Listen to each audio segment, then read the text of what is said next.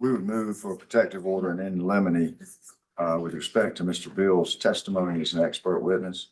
His name was identified in the pretrial order along with my lender, that one of them would be the expert. We only received at 10:15 last night their bill that they're going to put into evidence today. It's heavily redacted. And we have no way in the world of comparing that bill to the bill they submitted in the defamation case, which was over $600,000, to see if there's any duplication. So given the untimeliness of the production of that bill, we would move that it not be allowed into evidence for protective order and in limine. Thank you. This is the first time I've ever seen attorney billing statements redacted. So you might have to walk me through that. And I've seen a lot of billing statements.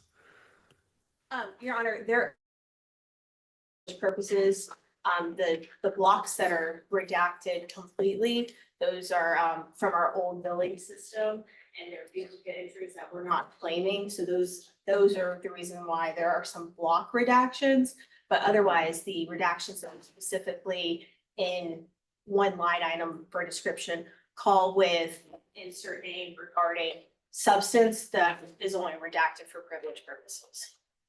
I guess I'm unsure that that would be covered by privilege, because theoretically who that call is with, the determination of reasonableness could come into play. If you called the same witness 100 times and they were a very minor point to a trial, someone could say, well, that wasn't reasonable. So I've just never seen someone assert privilege for billing records.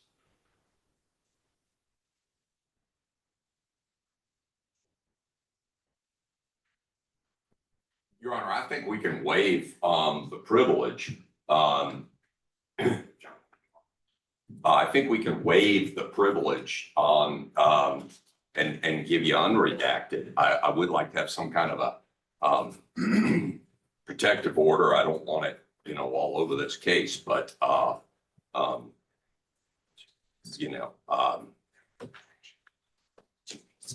redactions on the old billing software are essential, because I started this case at Buckley Beal and they had a product called Salunu. And for some reason, when you print out reports, it gives you duplicate entries. And so we just took out the duplicate entries. We also are prepared to deduct the attorney's fees related to Todd McMurtry litigation.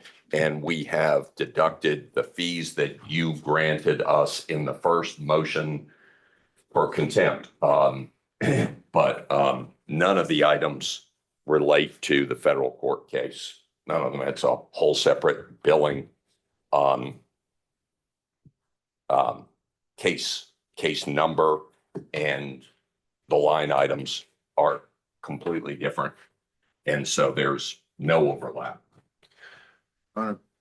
Briefly, we don't know that. And I was about to say that. There's another lawsuit they filed. It cost us a lot of money before they dismissed it, when they sued me for fraudulent transfer of properties. I don't know whether that's included in here or not. Haven't had a chance to compare the defamation bill to this bill.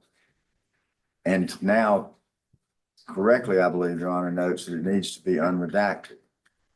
See who they were talking to and what they were doing, and whether that was reasonable with respect to the defense of this, or the prosecution of this case. So they sprung it on us at the last minute. They put us in an untenable situation, and I think they put the court in a very untenable situation. They could have had this bill done a long time ago and submitted it so that we'd be able to have time to look at it.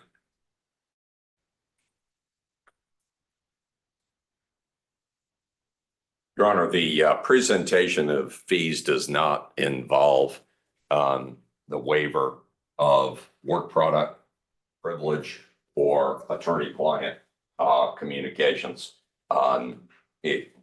It does involve the waiver of the time spent on the various subject matters. But the fact that you talk to somebody, or has never been covered by privilege, as I've ever found it. In a couple minutes. Yeah. I mean, the substance of it, no doubt. But the fact that I talked to my attorney on X date is generally not something that's covered by privilege. The fact that there was a conferral, which is what a billing summary usually reflects. Anyway, bottom line is you're saying you're going to be providing unredacted versions of both the billing statements. Right. And are you saying that that's just for his review, or that's also what you would plan to tender? We could tender those as well. Okay. So then what that leaves is arguments on timeliness. And so is anything on that you want to address? No, Your Honor, they're file as documents that will be coming in. Nobody, we were not listed as experts in this case. I can state in my place, the bills are not essential to prove the nature of the claim. The new tort reform law says the mere fact that you have a contract for a contingency fee is not sufficient as a matter of law to explain the basis of your claim. So I can just talk about the subject and it would be sufficient. I can talk about the bills and not put them in, and that would be sufficient. I'm giving the defendant the added benefit of being able to look at the actual time entries and say, on Tuesday, the 23rd of 3 years ago, you spent 3 hours working on this brief. Was that really necessary? If he wants to do that. The total time is just over $1 million in hours. And we kept an accurate record of every minute that was done. I believe that, this is customary in every case I've ever done, that at the last gasp, you give the other side the attorney's fees if they become necessary. He's got all day to review them. He can cross-examine me on any subject. And the billing records themselves are not essential to prove the case. I agree with you on that point of law, that it's it's just an additional kind of corroborative exhibit on that point. So I have seen it before where the ledger was an initial ledger was provided well in advance of trial and then supplemented later with kind of the new time that came since then. So I think everyone's been on notice that attorney's fees were going to be sought in this case.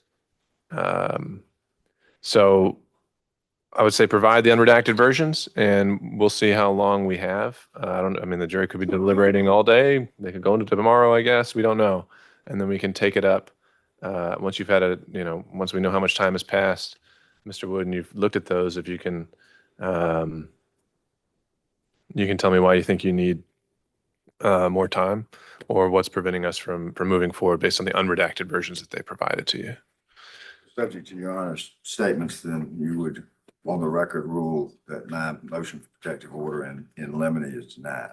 Well, when you say protective order, I think that was because there was a redaction of some type. And I think now we're saying that's not there anymore. So you're getting an unredacted version to review. So now it seems more like the fact that you're moving to exclude or for a continuance based on either untimeliness or violation of the pretrial order or something like that. That's how I'm interpreting your motion at this point. Is that correct? Exclude. Yeah. Eliminate. Okay. And for that standard, to exclude an exhibit, I think that there is an analysis involved there. I've got to go find the exact language again, which I'll look for, unless you have it handy. I do not, Your Honor. I just got these things last night. I know, but just in general, to exclude an exhibit for untimeliness or untimely disclosure, I'm sure that's a universal standard that I don't have at my fingertips. And if you have it, feel free to let me know. How many more are we waiting on? 5 more? Okay. Okay. So essentially, we'll come back and address your motion to exclude them for untimely disclosure once we see how much time you've had to review them, the unredacted forms. Thank you. Okay, was there anything else on behalf of the defendants we need to take up before getting into exhibits? Nothing from the plaintiff, Your Honor. Right. Sorry. Not on. At some point, they're gonna have to address the financial issues in terms of what we discussed yesterday. I agree. What my plan was is, plaintiffs have to finish their closing. I've got to charge them. We got to get the exhibits back to them. And then we can take a breather the first 30 or so minutes, maybe an hour. And then we come back and start planning as if there's going to be a phase two. Maybe that's all for nothing, but we at least use that waiting time productively. And that's where we would talk about the financial issues. I like that part about 30 minutes to an hour. I figured you would. I love the breathers. At this point, I think we can rest easy once it's in the jury's hands a little bit more. All right, so turning to the exhibits, I have gotten the email with a list of admitted exhibits, but I'm not sure I saw on there which ones, is that just the total list of all admitted exhibits, or is that actually saying which ones you think should go back? And so that includes like audio. Yes, Your Honor, we have a laptop that has been wiped clean that will have the electronic versions on a thumb drive. It's on the desktop. Excuse Or me. the thumb drive. We have it saved to the desktop and there's a thumb drive just in case it doesn't work that way, which is what we've done in other cases before. But Sorry, if the court has a preference of how that goes back, we're happy to accommodate. I'm not sure I understand that they got a thumb drive with the exhibits. They're saying, so I just pointed out that there were certain the audio exhibits. They have that on their list as exhibits that go back. They should not go back. And we'll get to that. Let me at least survey the field of where we are. So I've got this one plaintiff's document where we have plaintiff's audio, and defendant. And so you're listing the defendant's exhibits you think should go back. Yes, Your Honor, Okay. those are the exhibits from the defendant's list that I believe were tendered during our either cross-examination or case in chief. And so all of these would come in our umbrella. And as it relates to the audio, as Your Honor knows, that the recordings themselves, that is the best evidence. That is what the jury is supposed to consider. The transcripts are a mere supplement to aid in their review. But the actual evidence and what we instructed the jury to listen to was what the audio actually says, just because the transcripts vary. And so to the extent that that's the actual evidence. Had y'all look at the continuing witness rule as to audio recordings? Because that seems to be fairly explicit. It doesn't make any sense because we don't have it federally, but we still got it here. It's difficult to apply. I think I warned you all that at the outset. But audio recordings are about, the 101 application of that. They can come, it's for whatever reason, they can come in here if they ask to listen to them again, and we watch them listen to it. But we're not allowed to just have them back there playing it on repeat. I don't know why, but that's just been our judicial policy for however many decades. And Your Honor, I believe that the list I sent you last night was missing one number at the very end, 408. As you requested, I did print out the list for the court to include in its exhibits, so we don't have to go through these line by line. And I can. Okay, well, we might need to just go ahead and do kind of an en masse reconsideration of this then. So from my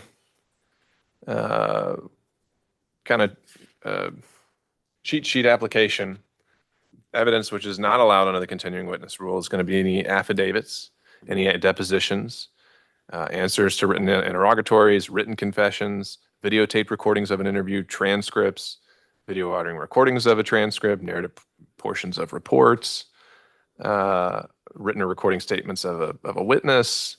Essentially, it's anything that's duplicative of live in-court testimony.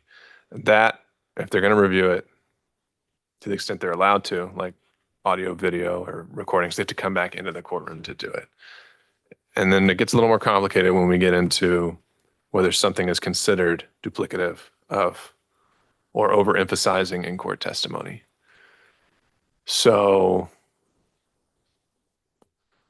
I guess with that, plaintiffs sent over their list of exhibits. And it's... Take a look at this, Your Honor, given uh, what you said and strike out what alters. We're happy to do.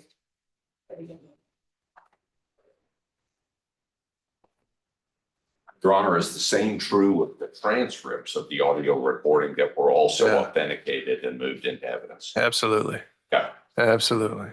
So if it's got an A next to it. Yeah. Yeah, we do it, and we also have the designation.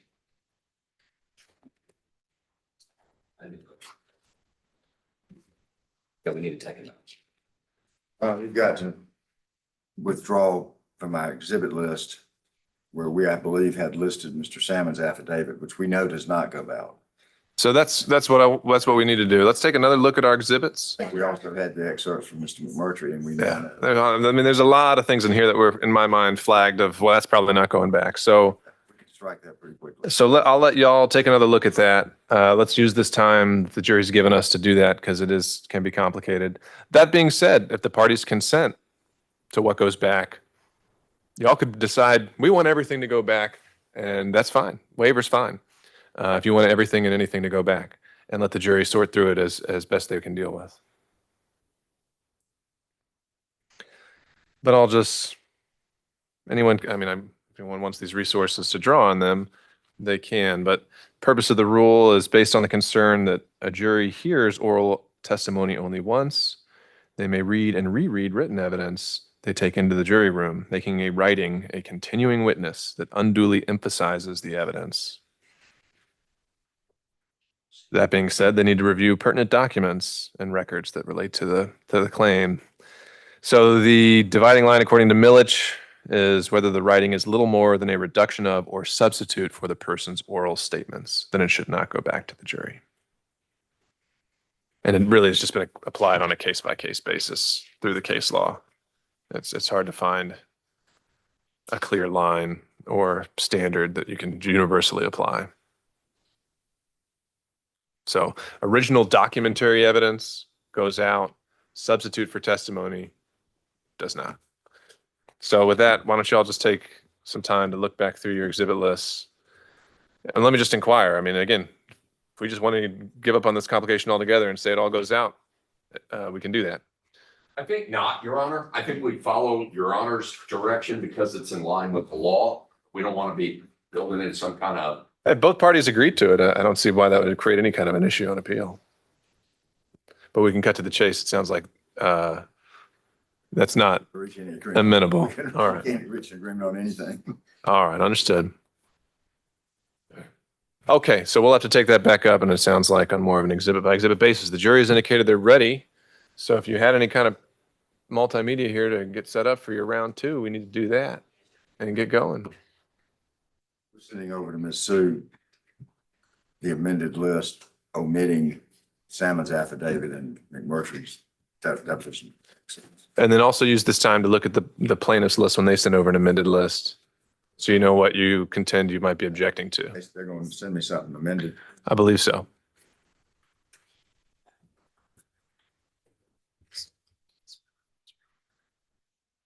All right, they shouldn't be talking again, but yeah. All right. And counsel, I'll just note your table microphones are turned around. A court reporter is asked that when you speak, those be utilized. Is this better? You want to hear this stuff? All right, what are we waiting on from the plaintiffs? Plugging in right now, Your Honor. And is Mr. Beal doing round two? Yes, Okay. it will be brief. And I mean brief by my standards and time, not Mr.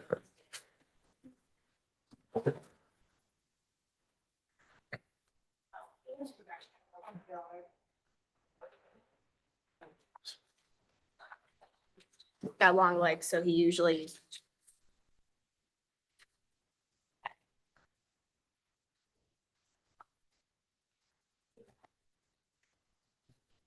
I don't know what to do you guys do this. And then All right, let's bring in the jury. when I switch, and then you two can do this because you guys. Okay, perfect. Let's just switch with you.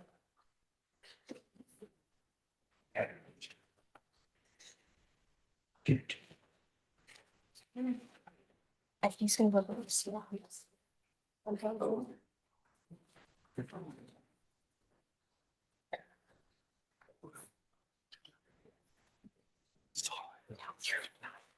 didn't realize that's what you were saying.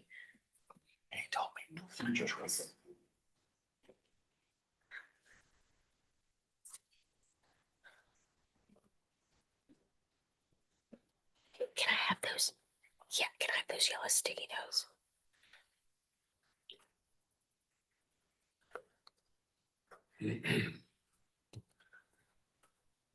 All right, so Jerry.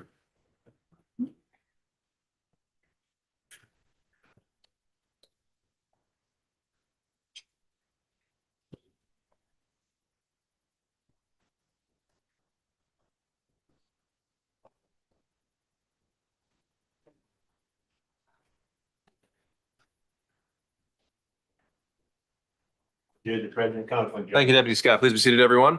Members of the jury, welcome back. We're now ready to conclude the closing arguments in this case, after which I'll charge you on the law that applies. And so we turn it back over to the plaintiff. Mr. Beal, when ready. Thank you, Your Honor. Thank you very much, ladies and gentlemen. Very briefly, we're not going to go back over evidence. We're not going to go back over themes of the case. All we're going to do is try to explain to you the verdict form. It is a little complicated and you've probably never seen anything like this before. So the law allows me to explain to you what it is. You're allowed to take notes during this portion.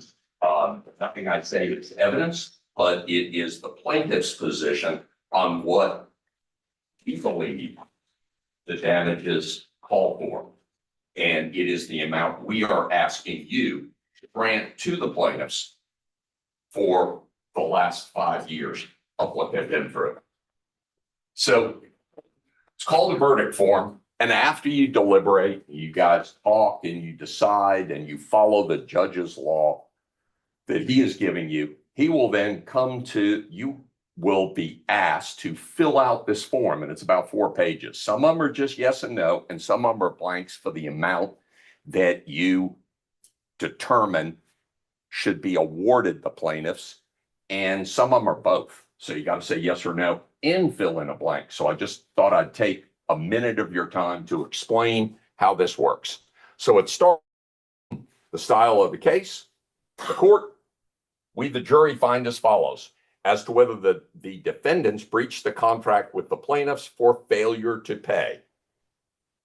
We, the jury, find in favor of the plaintiffs as to Ellen Wood individually and Ellen Wood PC. That's just a yes or no. The amount. Why do I keep saying this amount? Because there could be a tendency to say, all right, we're just going to give some money on the first blank and not fill out the rest, but we can build what's called error into the case by doing that. We have put up damages to show the amount of the failure to pay contract damages in the amount of $1,034,199. Okay. And that is the total. That's the maximum that can go here under breach of contract for failure to pay. You've heard all the evidence. I don't need to go back through it 100th time. 99 times I think is enough. All right, then we go to page 2. These will not be necessary to fill out if you answer that breach of contract damages in number 1. You will be skipping this.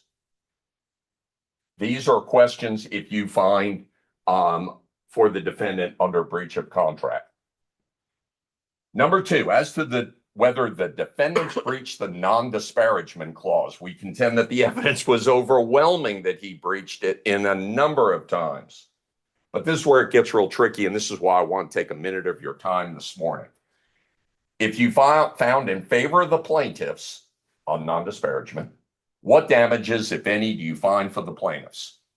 We contend that we're not really asking for damages for non-disparagement. That's why we've got an N.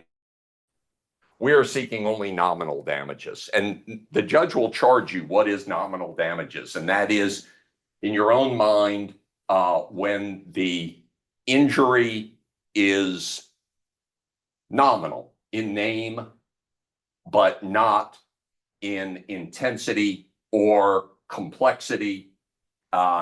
It is more slight because we think that really all the damages in this case are in fraud. So we would ask that you determine whatever amount should go here in nominal damages. All right, allegations of fraud. We think the evidence is overwhelming that you would be authorized and compelled to find in favor of the plaintiffs. So then how do we determine that? Well, financial loss, we have the lease that they would not have entered into but for the fraud. And that's in the amount of $60,000. Pain and suffering, damages to reputation. These are for you to determine. I anticipate the judge will charge you that it is in the enlightened conscience of the jury. But I'd also submit to you, ladies and gentlemen, that the non-disparagement was part of the fraud. He said, I'm going to grant you non-disparagement. Go ahead and sign this contract. I'm not going to disparage you. And then immediately that night did so and went on and did so throughout this entire case. And you saw the dates on some of those horrible texts all the way up to the beginning and all the way up to the present. And these will be in your enlightened conscience. How do you determine what 5 years of suffering will be? How do you determine what the value of starting your career over is? How do you determine the value of starting a firm with virtually nothing and being in the hole and having to hire a lawyer to repair your reputation and get what you contractually deserve? How do you value 5 years? Remember, ladies and gentlemen, we have 3 plaintiffs. Is that $500,000 for each of them for a total of $1.5 million? Is that $1 million for each of them? These are considerations for you to make based on your deliberations and what you, as the bringers of justice, determine. As to whether defendant's conduct warrants punitive damages, we, the jury, find in favor of the plaintiffs. What are punitive damages? Well, I explained to you briefly that punitive damages are those that are designed to punish for outrageous, willful, and wanton conduct. They're designed to punish. They are designed, I anticipate the judge will charge you that they are not compensation, but they are designed to deter the defendant from future conduct that would be the same as oppressive conduct that has been committed in the past. They are deterrent and they are punishment for the defendant's conduct. If it is willful, wanton, shows evidence of fraud, and they are not designed to be compensation, but are designed to be punishment. But again, all you have to do is determine that the plaintiffs are entitled to them. And this is important to the plaintiffs. This is very important. It's just a check box to everybody else, but it's their lives. And it's what they have put 5 years into proving that they have been defrauded and they have been cheated. As to whether the defendants acted with a specific intent to cause harm, why is this important? Again, this is something that is extremely important to the plaintiffs. Again, it's just a yes or no, but it is all the evidence here. We contend, and I believe you will find and have found, was specifically designed to harm the plaintiffs. It wasn't that they just happened to get in the way while Mr. Wood was having a dispute with another party and that, well, I'm sorry, you just you were collateral damage, you got hurt, or you didn't get paid. They were specifically designed to harm the plaintiffs and to keep them from getting their money and render them broke and essentially homeless, in defendants' own words.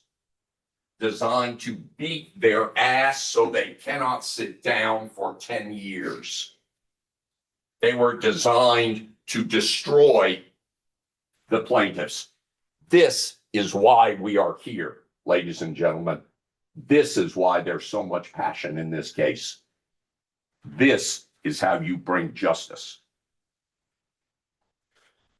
As to whether the defendants acted in bad faith, and you saw the jury charge, we anticipate the judge will charge you that this is the conduct leading up to the filing of this lawsuit. And we think the evidence is overwhelming that the entire process was a plan, was a path, was a convincing mosaic, all leading up to one conclusion, that there was bad faith in this case. And we plead with you to see this for what it was: a path, a plan, a continuum of bad faith and fraud designed specifically to hurt the plaintiffs. Thank you, ladies and gentlemen.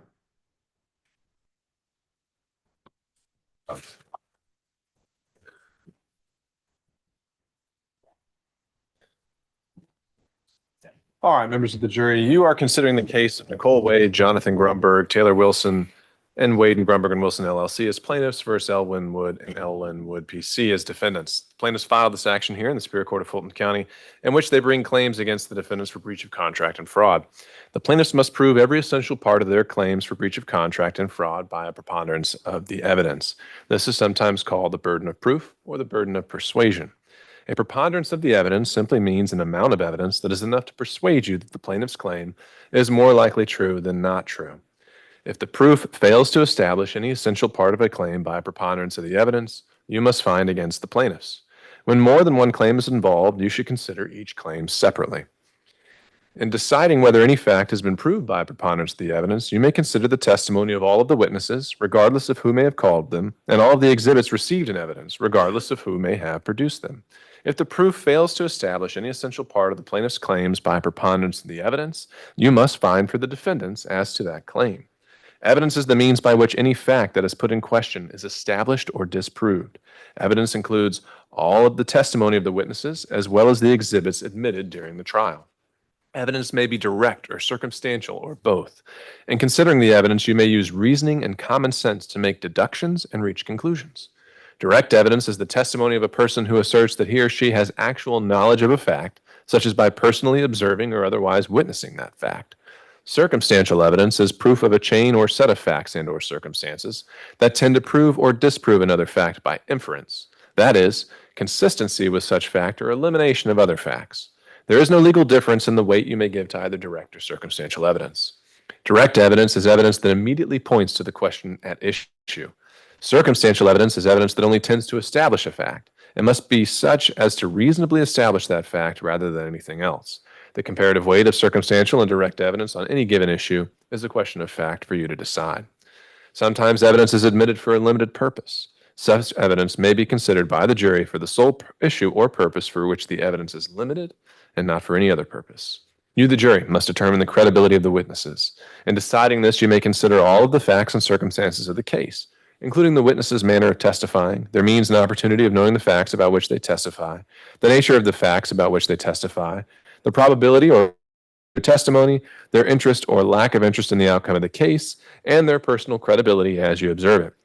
The credibility of a witness may be attacked by disproving the facts to which the witness testified. Your assessment of a trial witness's credibility may be affected by comparing or contrasting that testimony to statements or testimony of that same witness before the trial started. It is for you to decide whether there is a reasonable explanation for any inconsistency in a witness's pretrial statements and testimony when compared to the same witness's trial testimony. As with all issues of witness credibility, you, the jury, must apply your common sense and reason to decide what testimony you believe or do not believe.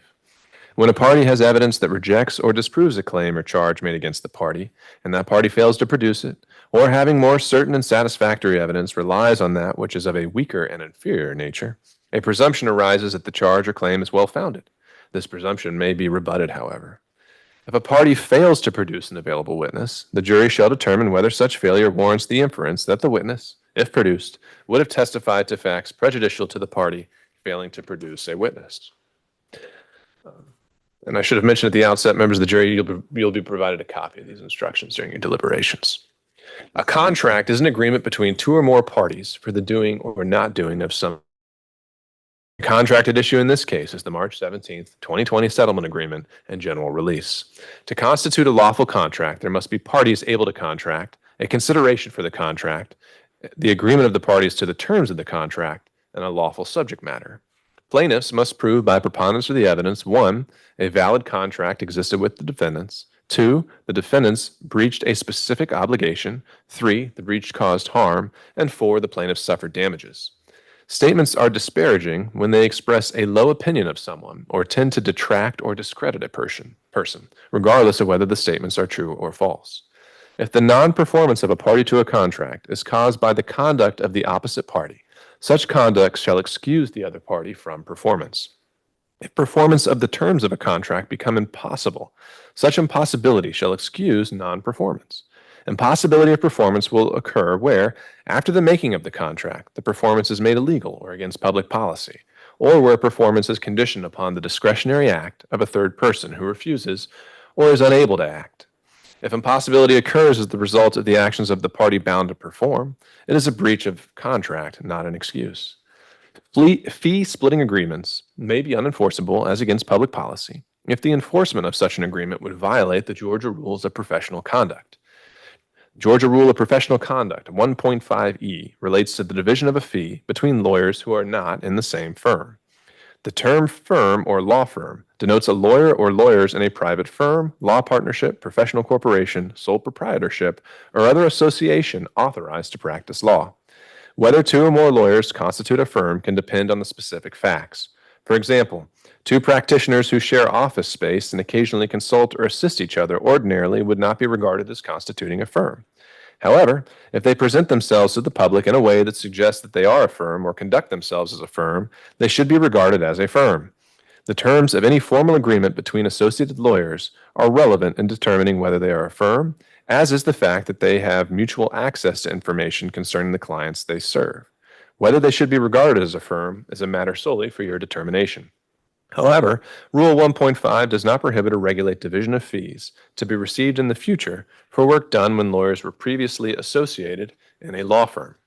If you find that the plaintiffs and defendants were not previously associated in the same firm when work on the disputed cases was completed, then you must determine whether, 1, the division was in proportion to the services performed by each attorney, 2, the client in each case was advised of the share that each lawyer was to receive and did not object to the participation of all of the lawyers involved, and 3, the total fee was reasonable. A party may not be relieved from liability for breach of contract on the ground that the party acted under the advice of the party's counsel. A corporation possesses a legal existence separate and apart from that of its officers, and the mere operation of a corporate business does not render one personally liable for corporate acts. Where a party has overextended his privilege in the use of a corporate entity in order to evade contractual responsibility, the corporate veil may be pierced to render the individual defendant liable. There must be evidence of abuse of the corporate form. You must determine whether the defendant disregarded the separateness of legal entities by A, commingling on an interchangeable or joint basis, or B, confusing the otherwise separate properties, records, or control. Sole ownership of a corporation by one person or another corporation is not a factor, and neither is the fact that the sole owner uses or controls it to promote his ends. Whether L. Linwood, as opposed to or in addition to L. Linwood PC, may be held personally liable for breach of contract for failure to pay is a matter for you to determine. Damages are given as compensation for injuries sustained. Damages recoverable for a breach of contract are such as arise naturally and according to the usual course of things from the breach, and such as the parties contemplated when the contract was made as a probable result of the breach. Any necessary expense that one of two contracting parties incur in complying with the contract may be recovered as damages. Remote or consequential damages are not allowed whenever they cannot be traced solely to the breach of the contract or unless they may be computed exactly. In every case of breach of contract, the party not breaching it has a right to damages. But if there has been no actual damage, a plaintiff can recover nominal damages that will carry expenses of litigation. A person commits fraud when that person makes a misrepresentation that is intended to deceive and that does deceive. Fraud may not be presumed, but slight circumstances may be enough to prove its existence. To prove fraud, the following elements are required. A false representation. B, intent to deceive. C, an intention to induce the plaintiffs to act or refrain from acting in reliance on the false representation. D, justifiable reliance by the plaintiffs on the false representation. And E, damage to the plaintiffs. Before a person is entitled to relief on the ground of fraud, deceit, or misrepresentation, it must appear that the person used ordinary care to find out the facts and protect against loss, unless a confidential relationship existed between the parties. If there is a willful misrepresentation of a material fact, which is made to induce another person to act or causes that person to act, and the person is injured, then the person who is injured has a right of action. Mere concealment of a fact, unless done in a manner to deceive and mislead, will not support an action. In all cases of deceit, knowledge of the falsehood constitutes an essential element. However, fraudulent or reckless misrepresentation of facts as true, which the party may not know to be false if intended to deceive, is equivalent to a knowledge of the falsehood. A promise made without a present intent to perform is a misrepresentation of a material fact and is sufficient to support a cause of action for fraud. Actionable fraud can exist where a promise as to future events is made with a present intent not to perform, or where the promisor knows that the future event will not take place. The March 17, 2020 settlement agreement precludes potential fraud claims arising from acts or omissions that occurred or commenced prior to March 17, 2020, but not misrepresentations within the contract itself. You may look at a party's pre- and post-transaction conduct to determine fraudulent intent at the time the settlement agreement was made. As it relates to a claim for fraud, an assertion by the defendants that they acted in reliance on the advice of counsel is a factor which may be considered, along with all other circumstances relevant to the issue of the defendant's state of mind. An essential element of a fraud claim is proximate cause. Proximate cause means that cause which, in a natural and continuous sequence, produces an event, and without which cause such event would not have occurred. In order to be a proximate cause, the act or omission complained of must be such that a person using ordinary care would have foreseen that the event or some similar event might reasonably result therefrom. There may be more than one proximate cause of an event, but if an act or omission of any person not a party to the suit was the sole proximate cause of an occurrence, then no act or omission of any party could have been a proximate cause. When I use the expression proximate cause, I mean a cause that, in the natural or ordinary course of events, produced the plaintiff's injury. Damages are given as pay or compensation for injury done. When one party is required to pay damages to another, the law seeks to ensure that the damages awarded are fair to both parties. If you believe from a preponderance of the evidence that the plaintiffs are entitled to recover, you should award the plaintiffs such sums as you believe are reasonable and just in this case. General damages for a fraud claim may include monetary losses, pain and suffering, and damage to reputation. The measure of pain and suffering damages is the enlightened conscience of fair and impartial jurors. Questions of whether, how much, and how long the plaintiffs have suffered or will suffer are for you to decide. Pain and suffering includes mental suffering. In evaluating the plaintiff's pain and suffering, you may consider the following factors if proven: interference with normal living, interference with enjoyment of life, loss of capacity to labor and earn money, impairment of bodily health and vigor, fear of extent of injury, shock of impact, actual pain and suffering, past and future, mental anguish, pain and past and future, and the extent to which plaintiffs must limit activities. Damages may be recovered in those cases in which the pain and suffering are caused by a willful or wanton act. If you find that the plaintiff's pain and suffering will continue into the future, you should award damages for such future pain and suffering as you believe the plaintiffs will endure. In making such an award, your standard should be your enlightened conscience as impartial jurors. You would be entitled to take into consideration the fact that the plaintiffs are receiving a present cash award for damages not yet suffered. In tort actions, there may be aggravating circumstances that may warrant the awarding or imposing of additional damages, called punitive damages. Before you may award punitive damages, the plaintiffs must prove that the defendant's actions showed willful misconduct. malice, fraud, wantonness, oppression, or that entire want of care that would raise the presumption of conscious indifference to the consequences. The plaintiffs must prove that the defendants are liable for punitive damages by a higher standard than that for proof of other damages, that is, by clear and convincing evidence.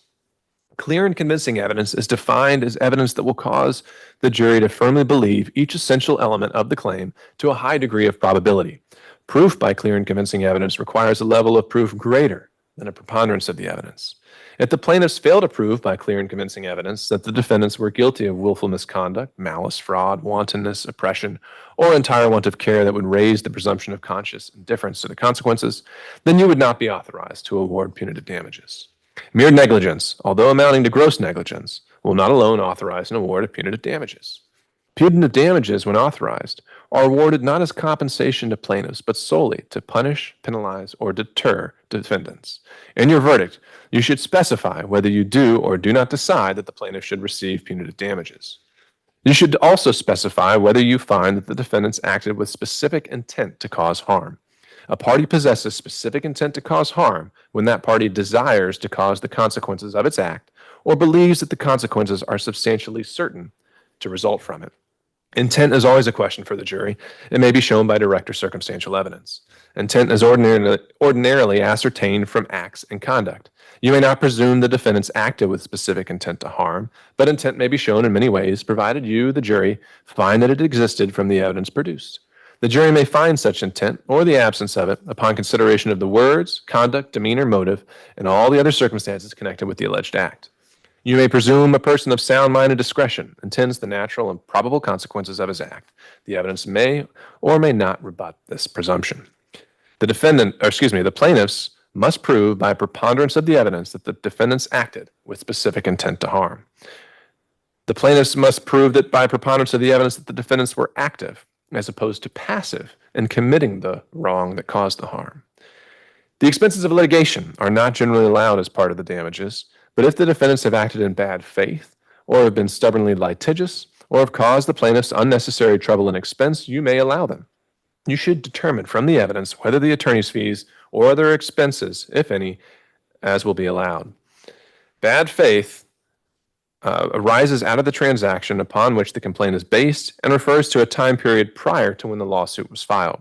Stubborn litigiousness and causing the opposing party unnecessary and trouble expense refer to forcing either party to file a lawsuit when there is no bona fide controversy. If there is a bona fide controversy between the parties, expenses of litigation should not be awarded unless you find that the party against whom the fees are to be awarded acted in bad faith. Bad faith is the opposite of good faith.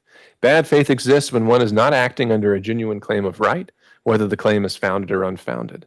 Bad faith is not merely bad judgment or negligence, but it imports a dishonest purpose or some moral obliquity and implies conscious doing of wrong and means breach of known duty through some motive of interest or ill will. I want to emphasize that anything the court did or said during the trial of this case was not intended and did not intimate, hence suggest to you which of the parties should prevail in this case. Whichever of the parties is entitled to a verdict is a matter entirely for you to determine. And whatever your verdict, it must be agreed upon by all of you. The court's interest in this matter is that the case be fairly presented according to the law and that you, as honest, conscientious, impartial jurors, consider the case as I have instructed you, and you return a verdict that speaks the truth as you find the truth of this case to be. Your verdict should be a true verdict, based upon your opinion of the evidence according to the laws given you in this charge. You're not to show favor or sympathy to one party or the other. It is your duty to consider the facts objectively, without favor, affection, or sympathy to either party. In deciding in this case, you should not be influenced by sympathy or prejudice because of race, creed, color, religion, national origin, sexual preference, local or remote residence, or economic status for or against either party. During your deliberations, you must not communicate with or provide any information to anyone by any means about this case. You may not use any electronic device or medium, such as a telephone, cell phone, smartphone, iPhone, BlackBerry, or computer, the internet, any internet service, or any text or instant messaging service, or any internet chat room, blog, or website, such as Facebook, MySpace, LinkedIn, YouTube, or Twitter, to communicate to anyone any information about this case or to conduct any research about this case until I accept your verdict. Your verdict must be unanimous. One of your first duties in the jury room will be to select one of your number to act as foreperson, who will preside over your deliberations and who will sign the verdict to which all 12 of you freely and voluntarily agree. You should start your deliberations with an open mind. Jurors should carefully consider all the evidence in the case and deliberate with a view towards reaching a unanimous verdict consistent with your consciences and oaths as jurors. Avoid premature fixed opinions. Consult with one another and consider each other's views. Each of you must decide this case for yourself, but you should only do so after a discussion and consideration of the case with your fellow jurors. Do not hesitate to change an opinion if convinced that it is wrong. However, you should never surrender honest convictions or opinions in order to be congenial or to reach a verdict solely because of the opinions of other jurors. In just a moment, I'll ask you to retire to the jury room, but do not begin your deliberations until I send you the exhibits, which you're allowed to review in the jury room, along with these instructions and the verdict form. Then you may begin your deliberations. I'll also ask that juror 43 stay behind with us as well. Before that, I'll ask the plaintiffs if there are any objections to the charge as given. No objection, Your Honor. And on behalf of the defense, or defendants, rather. I believe our position on the charge and any objections was covered pre-trial at the charge conference. And we obviously, All right, so incorporating all, in terms of what you said today, is consistent with what we talked about yesterday. all right, so we'll consider the incorporating any objections previously made during the charge conference on behalf of the defendants and as well on behalf of the plaintiffs. Thank you. All right, to that end, members of the jury, I'll ask you to retire to the jury room. And 43, if you'll stay behind with us.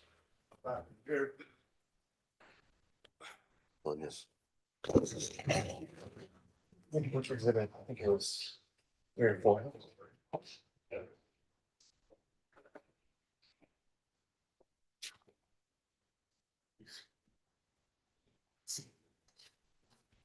No, I didn't. Sure. You have a plain verdict on by chance. We'll print off another. All right, juror 43, as you might have guessed, I was charged. There are 12 jurors that make up a jury, and we had an alternate. You are our alternate. And so at this time, I'm going to instruct you that Deputy Scott will assist you in retrieving your belongings from the jury room.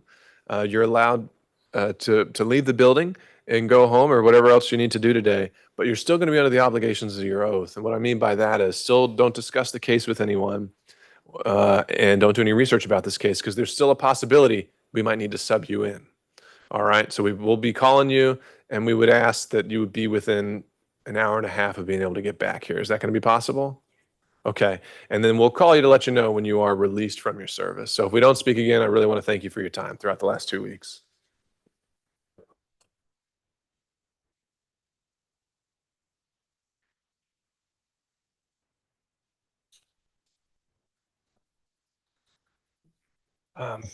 Sorry, I still have one more time.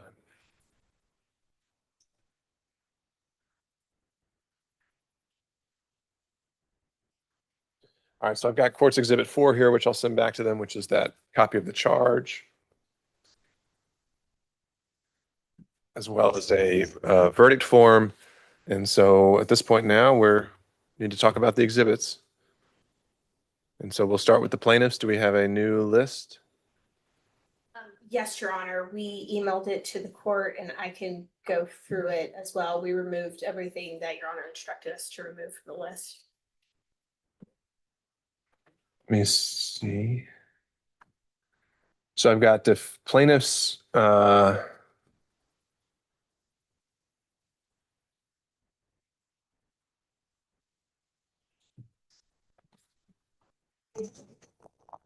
another email sent at 9:46 of plaintiffs admitted exhibits, and it still lists audio. Your Honor, it looks like the attachment did not sync. Hold on 1 second, I apologize.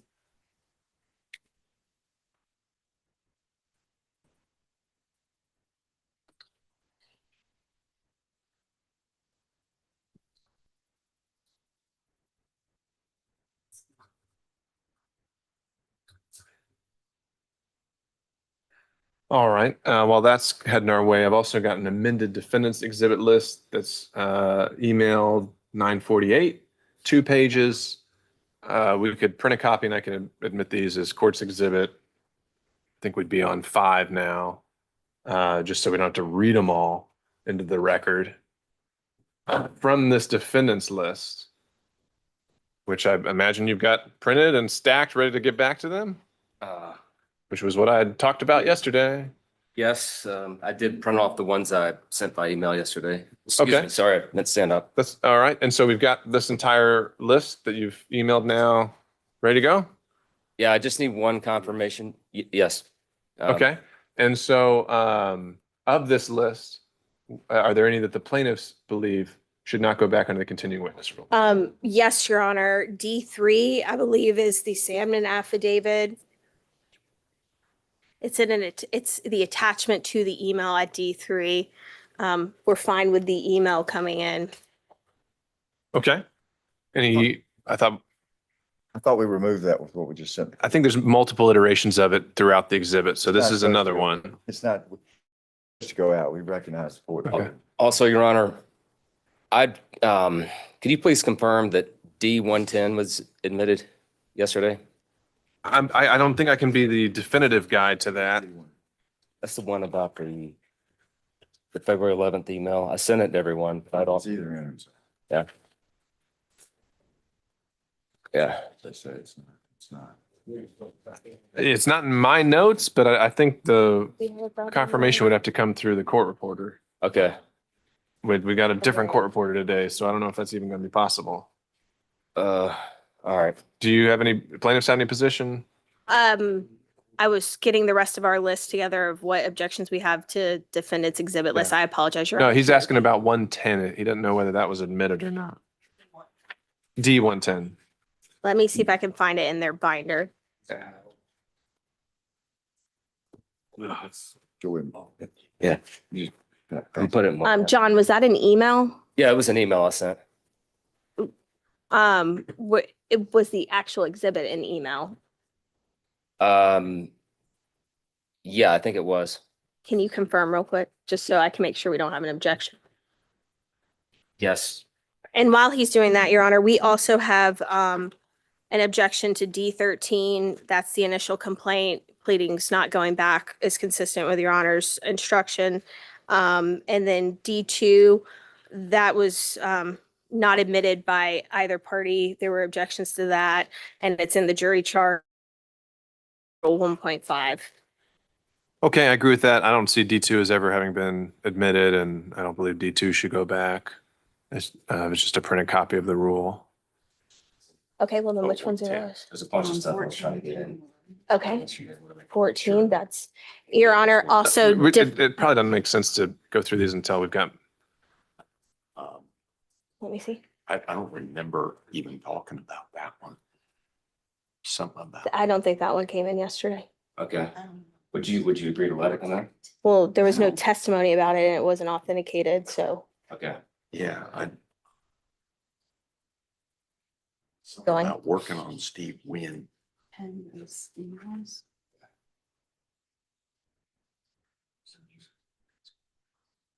Yeah, I'm sorry, I can't. All right. Thanks. Let's do it this way. Mr. Exum, you said you've got them stacked. Let's see the stack and we'll start removing things if I'm granting their objection in. Okay. Okay? That's the easiest way to do it because then I'm going to hand that stack to Deputy Scott and he's going to take it back. Okay. I'd ask the plaintiffs to go ahead and do the same thing. Let's just get all your physical copies right here in one spot. Right here. Okay. Just, they don't have to be in any particular place. I just want to see them and we remove things as we rule on them. Okay. So the list you've got there, Mr. Exum, is everything that's in this piece of paper you sent to me, which I'll tender as Court's Exhibit 5. And I think it just lists every single defense exhibit that was admitted for the most part, maybe without the affidavit of Sandman. And with the designations at time of mercury deposition, I took Okay. those out. Yeah. All right. Well, that's a starting point. So they've also pointed out that D2 was never admitted. And so that shouldn't go out. So you can go ahead and include or take out D2. I mean, I think there were several of these that maybe they were covered by plaintiff's exhibits, but there were several of these defense exhibits that were never admitted. And so I don't know why they would be Yeah. included on this comprehensive list. There were I think there were a large number that were by defense. Yeah, and I don't know what overlaps. I included plaintiffs over ones that plaintiffs admitted as well in ours. Okay, so if it's a D number, but was actually admitted by the plaintiff, Yes. that's what you included in your numbering? There was like 5 of them. Yes, that's 1, Okay. 2, 3, 4, 5, 6. It's number 5, 7, 69, 97, 98, 99. So again, and that's fine. I wouldn't say we'd send out 2 copies, especially if something's labeled as something that was never admitted. So, like, just for example, on the first couple, the only things that I show admitted were, D7, D9, D12, D15, D20. But you've got it listed as D1 through 21, and the vast majority of those were never actually admitted. John? Yes, I'm sorry. Correct, correct. Do you understand what I'm saying? You've got it listed as kind of comprehensively, every exhibit is in your binder, but it was only maybe 1 out of every 4 exhibits that was actually admitted. No, I don't have every one in my binder listed there. All right, well, let's just, for example, you have D1, 2, 3, 4, 5, and 6. None of those 6 exhibits were ever admitted. They might have been duplicates. But what's that? I didn't realize I'd sent you D2. Well, I'm just looking at the list you gave me. Go back It's to the 1 list. through, Your Honor, that's fine. oh, I but- apologize. We have the same thing, except for D5 was one of the exhibits that we admitted, but otherwise D1, 2, 3, 4, and 6 were not admitted into evidence. Yeah, and all I'm saying is that however it was actually admitted, whether it was the P, if it was labeled as a P exhibit and admitted, that's how it should go out. It shouldn't go out as a P and a D because it was never Okay. actually admitted as a D. Well, I've got the 6 that, 7 that we introduced, 6 that we introduced of his, and I'll just give it to him. It's 5 and 7, 69, and then 97, 98, 99. So all 6 of those should go out. And you're saying just put them in the defendant's binder and be done with it. I don't even know if we should have well, we can keep in the binders that are labeled. That's probably cleaner. But yeah, it's just however the exhibit was actually admitted and labeled, that's what goes out. D3. Oh, sorry, Alan. Thanks. And, Myself in contempt there. and then, Your Honor, continuing on their list, D10, 11, 13, and 14 also were not admitted into evidence. Right, I don't have that either as being admitted. 10, 11, 13, 14.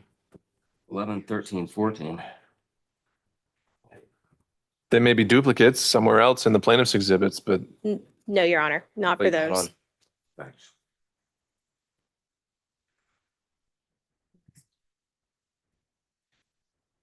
Are you sure? Keep going down. Your Honor, I think so. could you call out the numbers real quick? and I'm not going to say my list is comprehensive because I know I didn't get in all the exhibits through the McMurtry. Depot. I just heard hers, but I just need to go back through real quick on yours. Yeah, the only exhibits that I'm aware of that were admitted from the defense exhibit list are D7, D9, D12, 15, 20, 22. And then we get to that omnibus 27 through 63, that was admitted. But that's it. That's all I have. And then there's a bunch of others that were outside this list that were like 95, 96 and above that. Well, 95, 96, I know I got admitted. I know, that's what I'm saying. I'm just saying off your original submitted pretrial order list. Yeah. Those, let's just take this bulk at a time. Because you've listed for example, 1 through 6. I'm not seeing 1 through 6 were ever admitted in evidence. And D5 was thank you. admitted and it was labeled as D5. Okay, so plaintiff's- D5 that's just my mistake. Yes, sure. Okay, so D5 is in your list to go out, but 1, 2, 3, 4, and 6 were never admitted. Well, They may be duplicates, and so they'll come in through the plaintiff's exhibit. well, plaintiffs had P102 for the settlement agreement admitted. Right, That's unredacted. I'll just take that. right, because that was what was actually admitted. Correct. So we got to take out 1, 2, 3, 4, and 6. I'm also in where D8 was admitted. Do I have that right? Can you pull up D8? 8, 10, or 11. I don't believe either of those were admitted, but it's on your list. 8, 10. Correct, Your Honor. So we would take out 8, 8, 10, and 11. 8, 10, and 11. And then by my notes, I'm not seeing that, I believe that's right. okay. And I'm not seeing that 13 or 14 were ever admitted. Correct, Your Honor. So we're going to take out 13 and 14. All right. Oh, wait, sorry. Excuse me. That's correct, Your Honor. Okay.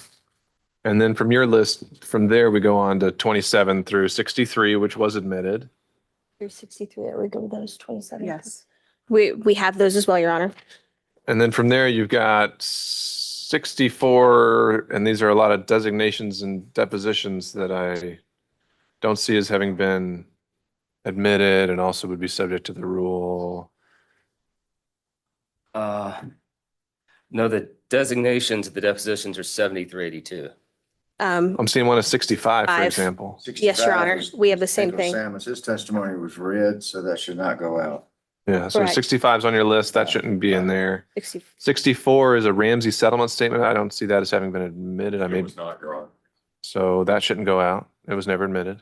Thought it was. 66 and 67, also I'm not seeing that those were admitted, but those are on your list. Correct, Your Honor. We have those as not being admitted as well. I mean, essentially everything, 67 was introduced by the plaintiffs. so we'll get that with the Yeah, plaintiff's we're numbers. I'm just going- trying to clean up the defense list right here. Cleaning up their stuff. Right, but it was not from the defendant's 67. We have 66 is in. That's your list. 66 is not in. That is the, Six- Law Liberté versus Reed email. oh, yes. Yes, it was. Yes. Okay. 66 did come in, Your Honor. Okay. So 66 stays on that list. And Your Honor, you said 67 was out? I don't see 67 is in. Again, I'm Correct, hoping the Your plaintiffs Honor. are checking me 60 here. 67 did not come in. I'll put it this way. After you get past that big omnibus exhibit that goes 27 to 63, from there through 100, the only thing that I see that's 7 did not come in. That's right.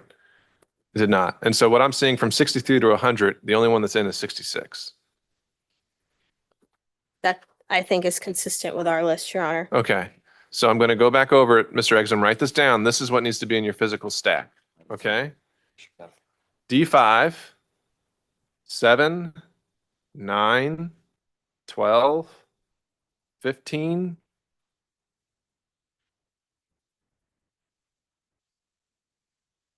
Well, actually, you said 15 wasn't going out. That's not in your list. So strike that. Forget 15.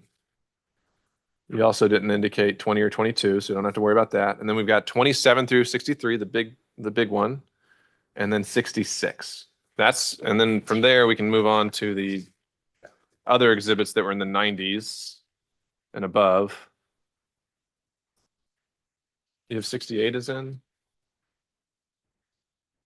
Was 68 ever tendered? But that's a Sandman engagement letter. What number was that, Your Honor? I apologize. D68. That was tendered. It was tendered, I think, by us, right? Okay, so Yes, Your Honor. include that one.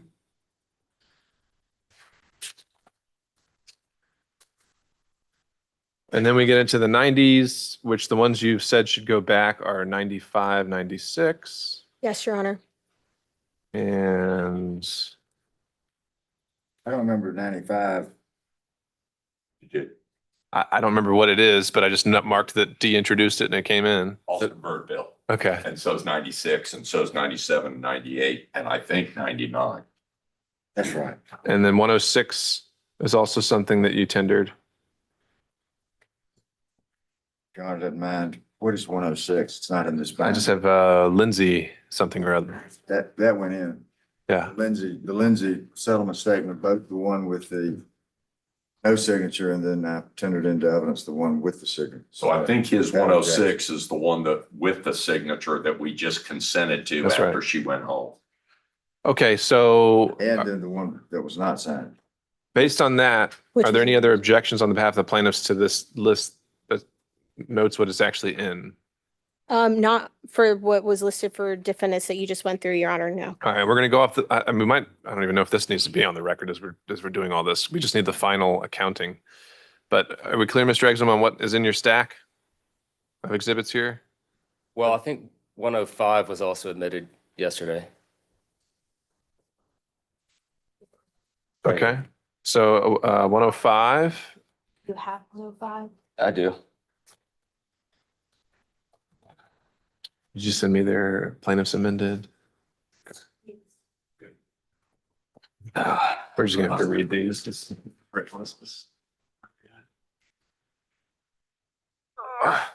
Oh, yes, Your Honor, 105 did come in yesterday. Okay. So let's do this, Mr. Exum, based on what we've gone over now. Let's get all the physical exhibits in a stack, and then I'm gonna have you read through the numbers to make sure everyone's on the same page. Not okay. And everyone can look at them before we send them back. Yes, Your Honor. All right, so you're working on that. Need.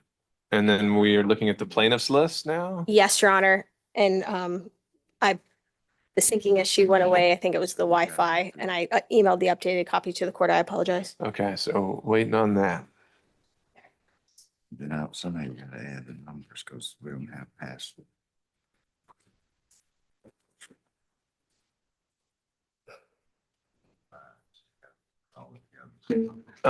Deputy Scott, why don't you go ahead and we can give them these two documents. This is the verdict form and the charge as they wait for the exhibit. Don't lose that. And then we'll, On that one, can we? May take him 10 or 15 minutes. I understand. I understand. Can we turn over and look at the plaintiffs now to see if you have objections to what they've designated that should go back? They've got a new email that just came through to me a couple minutes ago. Do this binder according to what he just said, and then you can check it while you're Is doing a that- call. Is that what he just said on the plaintiffs? This is the defendant's binder. I was gonna do it. Bless your heart. Got it? Yeah. I've got the list of numbers. What comes out? 105. I don't see It's it. nothing. It stops at 100. I know. So anything above 100 is where he passing the document around. And this binder here for yesterday, I bought them for like one of Well, that 105 was admitted. Right, so you're gonna have to take everything out and then add the ones that were added afterwards into that. Take out the ones that are not on the Yeah. list, and then add the ones. I did. And Your Honor, plaintiffs' binders are ready to go to be checked against the list. And add the ones after 100 with already. Okay, Okay. and work off theirs. All right. Thank you. Okay, we'll do that when we pause here. First, let's know what we need to work on from the plaintiff's binders. So, I'll do it for you. Mr. Exum, if you could look at the list they've emailed you of those exhibits that they're saying need to go back, you tell me if you have any disagreement with any of those exhibits.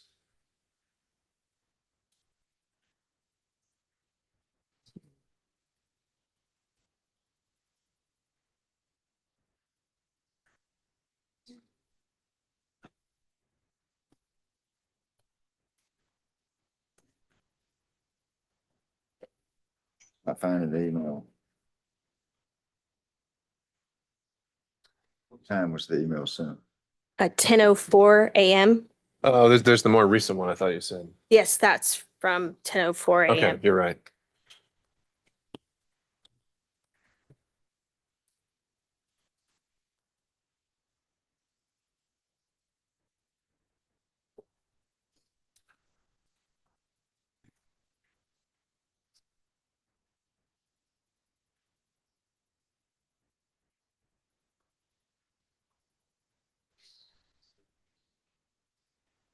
Pretty copy.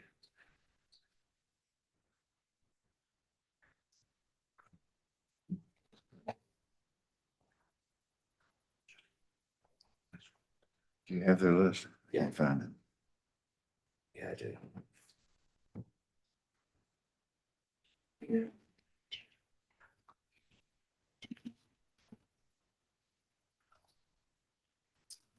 Yeah, just one. I'll mark that.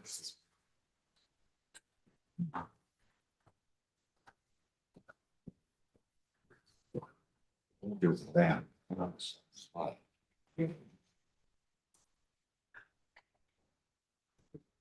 Your Honor, Sir? to go back over this list, Yeah. take forever.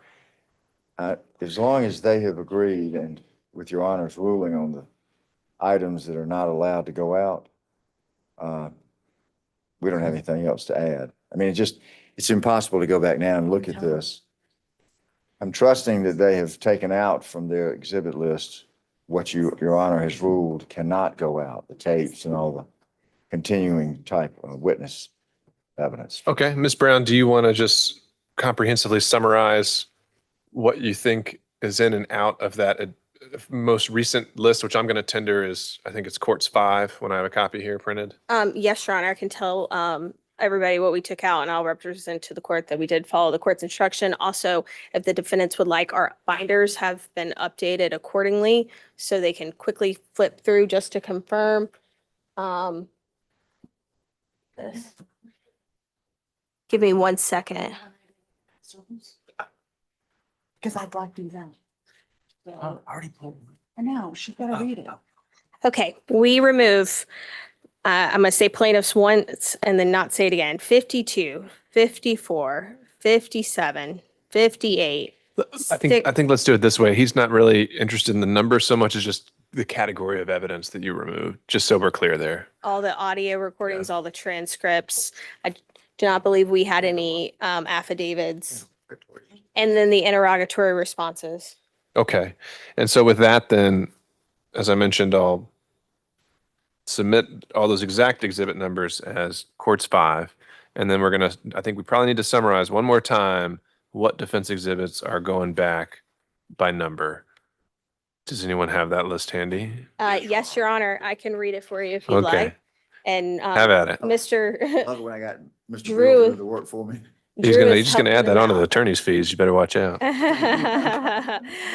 We have down the defendants 5, 7, 9, 12, 27 through 63, 66, 68, 95, 96, 106, 105, 7. Oh, we already said that. I'm trying to see which one's from our list. 69, 97, 98, and 99.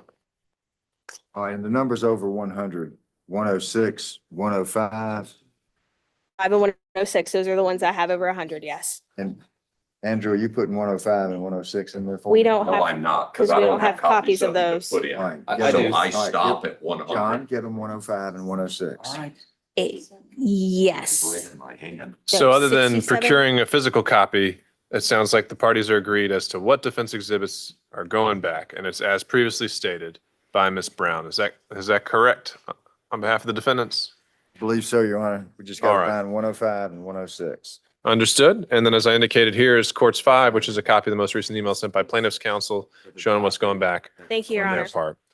Flip that back up. Once that's all agreed, let's have those combined, and then we'll send it back with Deputy Scott, and I'll note the time. Close this. And then 66. It's 105. You have a clean copy. 68 comes in. Yeah, hang on, but I gotta make sure I keep my list. We can't give them that. Put your notes in. Then I skip to 95, No, they just right? read them. There's not that many. They just read it into the record. Theirs is a lot longer. Sure, because I know we're- So I'm just gonna have them read that. Mhm. It's in one of these. But didn't he say? Not in this one.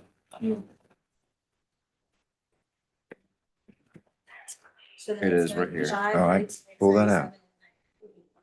Pull that out. I will. Ours is 97. Through 99. Driving. And then. 106 goes into, I was trying to go back and see how old it is. I think we got one. I'm gonna have to just trace this one back through time. Yeah. Let's see if we can, So is this 105? I'll start writing the sense. And remember to read yours. Your What is Honor, it? Hold on. Just, What is this? that's, we got that in yesterday, actually. So we believe defendants 103 was admitted. This is Oh. this is 105. Yeah. 105 came in. Where's 105? We just gave it to him. Where's the other one? 106. That was what you gave him that too. That's right here. I didn't give it to him. I think. Yes, this came out. Somebody Yes. testified about this. Yeah, I thought both sides did, That's but fine. whatever. Okay. This is 106. So 5, 7. And that came in. Also, Your Honor, D11, D111 and D112 and D114, we got in yesterday. I'm sorry, what? D111. Hold on one sec, John. Yes, Let's just finish this. We're up to 100.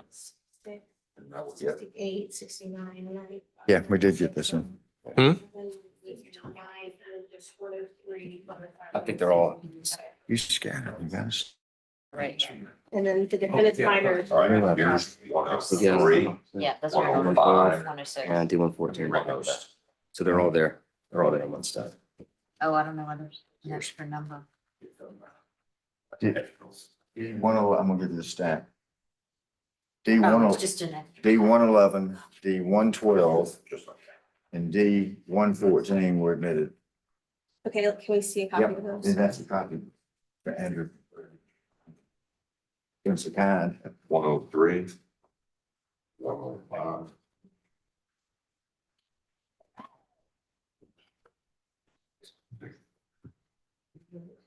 Six. Can you, show me what 103 is? Is this a redundant thing? Can you show me? Okay, yes. 103. We're doing that one. This one, so this is. This is the wood. Okay, then that one can be today. And what is this? That's the operation agreement number. We did it at that. Yeah. Yeah, I don't remember if it was amended. I didn't have it on my list, but. We have it down, we have it down as admitted. Operating agreement, right? Yes. Yeah. Okay, we are fine with D 111, 112, and 114, and those have been added to the binders. And because of Drew's hard work, we believe the defendant's binder is complete, but would like for them to check it. There's some reference to 103. Did that get addressed? Yes, Your Okay. Honor. And all those are going in or out? 103 is in here. Well, back, I guess. They'll put in 115. No, we stop at 114. I think the last one, is that, Keep coming up with I believe 114 might be. That. 114 was the last one you admitted yesterday. Thank you. All right. All right, John.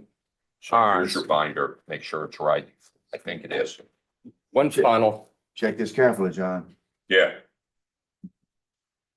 And if you'd like to check plaintiff's binders, they're right I- there. D15 and D20, I do remember tendering into evidence. That was now they may have also tendered D20 in one of theirs. That was the July 13th memo from Joey Burby. I know I questioned him about it and I remember The tendering it. text just on his phone? I've got For July 13th. I memo. don't that- know what. That was introduced That's as fine. plaintiff's exhibit, and he said not to do redundant ones. Oh, okay. All right. Well, then, Yeah, they got it in. and D15, which We- I have is the engagement letter. You also got that in Mm. one of yours? Oh. Austin and Bird engagement We letter, don't March have- 6th. Put it in yours. Okay. I No, think it's- no, Never Drew, moved. that's not on the list. We don't have that down as ever being omitted. I contend that we did admit the Austin and Bird engagement letter, which is D15. This is the- D15. D15, yeah. Okay, not 115. is Yes, sir. this Yes, the- sir. Is this Okay. the Alston? Yeah, and I've got- Bird I've got engagement or the 15 Sandman as admitted engagement? in my notes. Austin and Bird. You do, Your Honor? Yeah. Okay, then it can go in, because Yes. the judge So add that in. had it down. Add it into the book. I'll find it here. Christina was doing a great job of keeping up with who had admitted what. Add it into the book, Andrew. That's the one time I don't tell you what to do. All right. Okay, is that all of defendant's exhibits? And you said D20 was P10 something? If that's the July memo, Yeah. it's in there. Yeah. I don't know what number it is, but it's All right. definitely in there.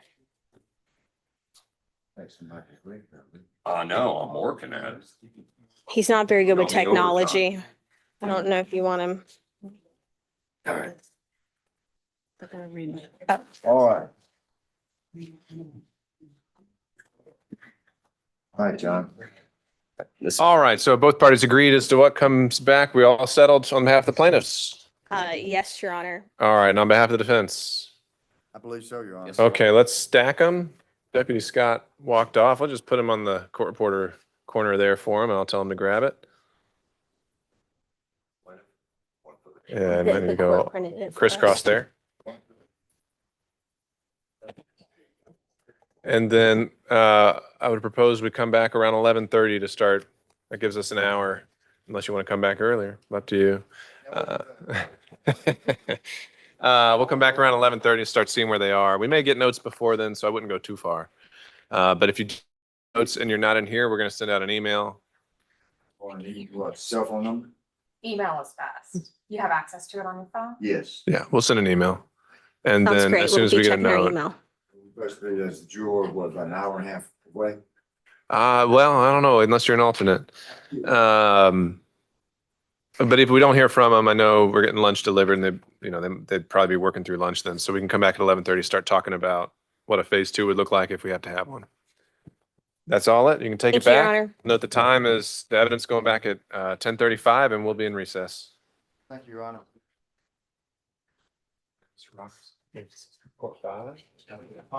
We're good.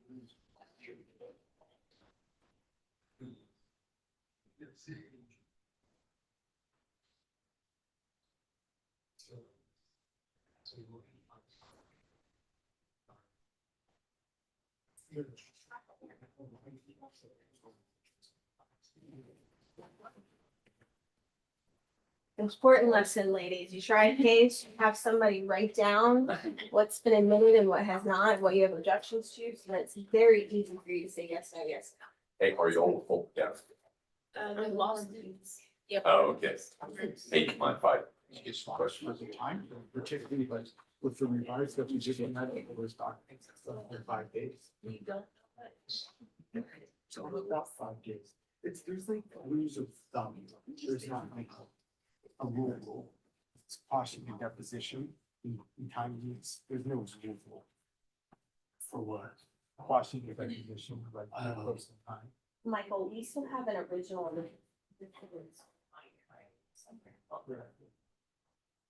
I at this point.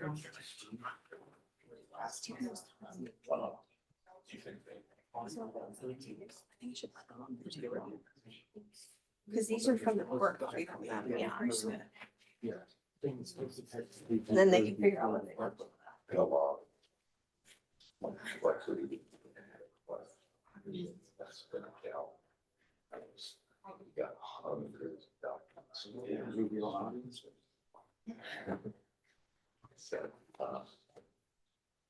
It is. I sort of. No, I'm good. Thank you, though. I need to use the restroom. And thank you for the praise. Oh, you're I did get it down. good.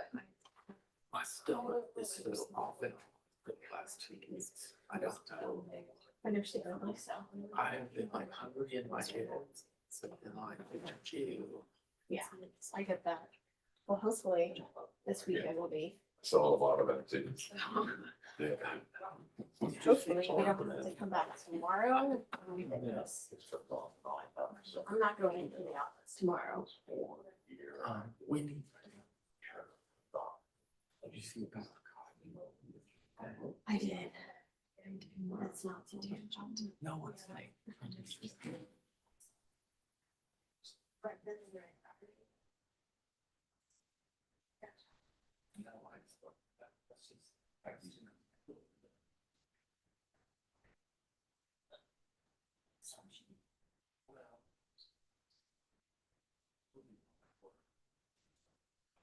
On the MSJ, yeah. It shouldn't be too difficult. No. You've been looking. Oh, no. Hey, Karen.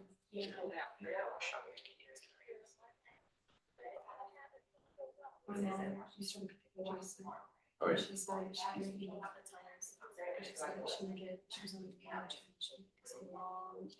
Thank you. Thank you. You are the best. I really appreciate you coming into work early and getting all that done. We really, really, really, really appreciate it.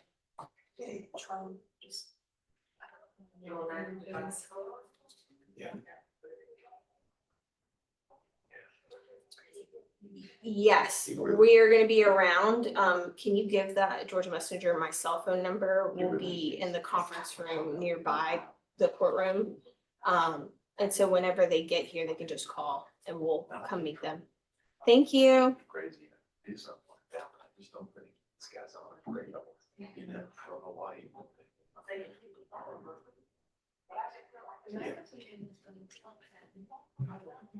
He did. Yeah. And so now, I think that's all. Oh, no. I think they. I'm so sorry. Okay. Oh, no.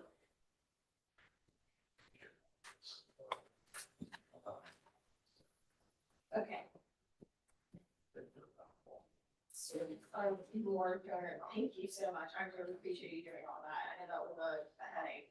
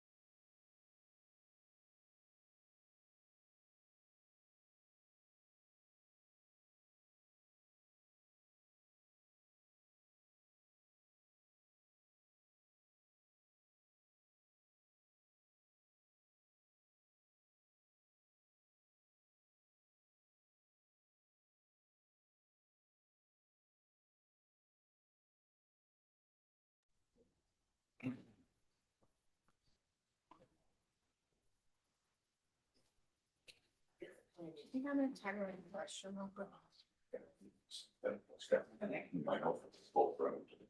Yeah.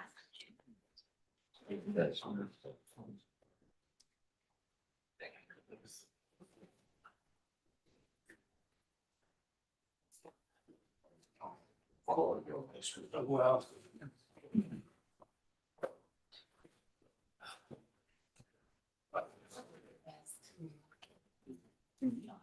Clerk on the order, may you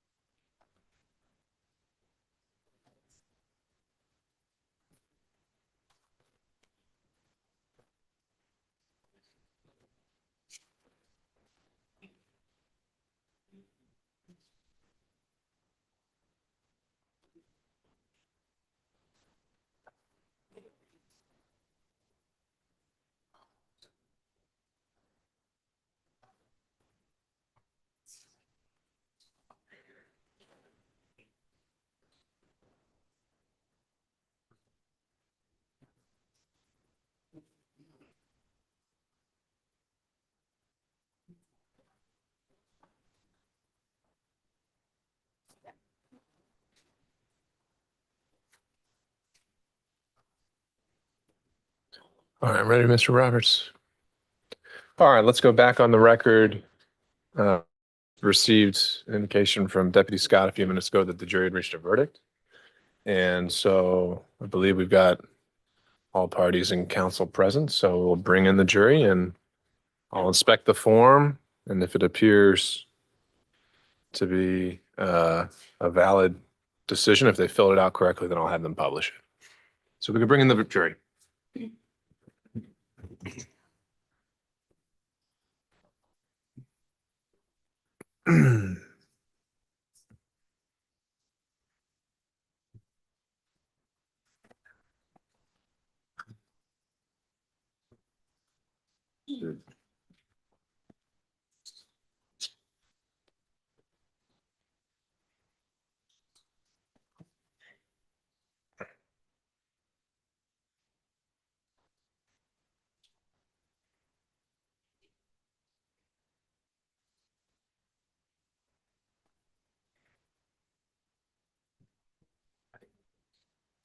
Yes, Sue, we were good on the money at 12:30 for the lunch, weren't we?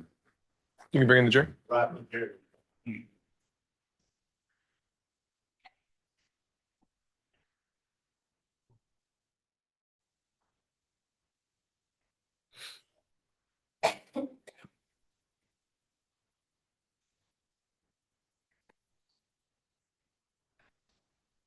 You know. Judge present, Judge. Thank you, Deputy Scott. Please be seated, everyone. Members of the jury, Deputy Scott has informed me that you were able to reach a unanimous verdict. And so I would ask the foreperson to identify themselves by jury number. If you could remind me, ma'am. Juror 37? Juror 37. All right. So have you reached a verdict? Yes. And was it unanimous? Yes. Has it been filled in, signed, and dated by you? Yes. If you could hand that to Deputy Scott so I can inspect the form of the verdict.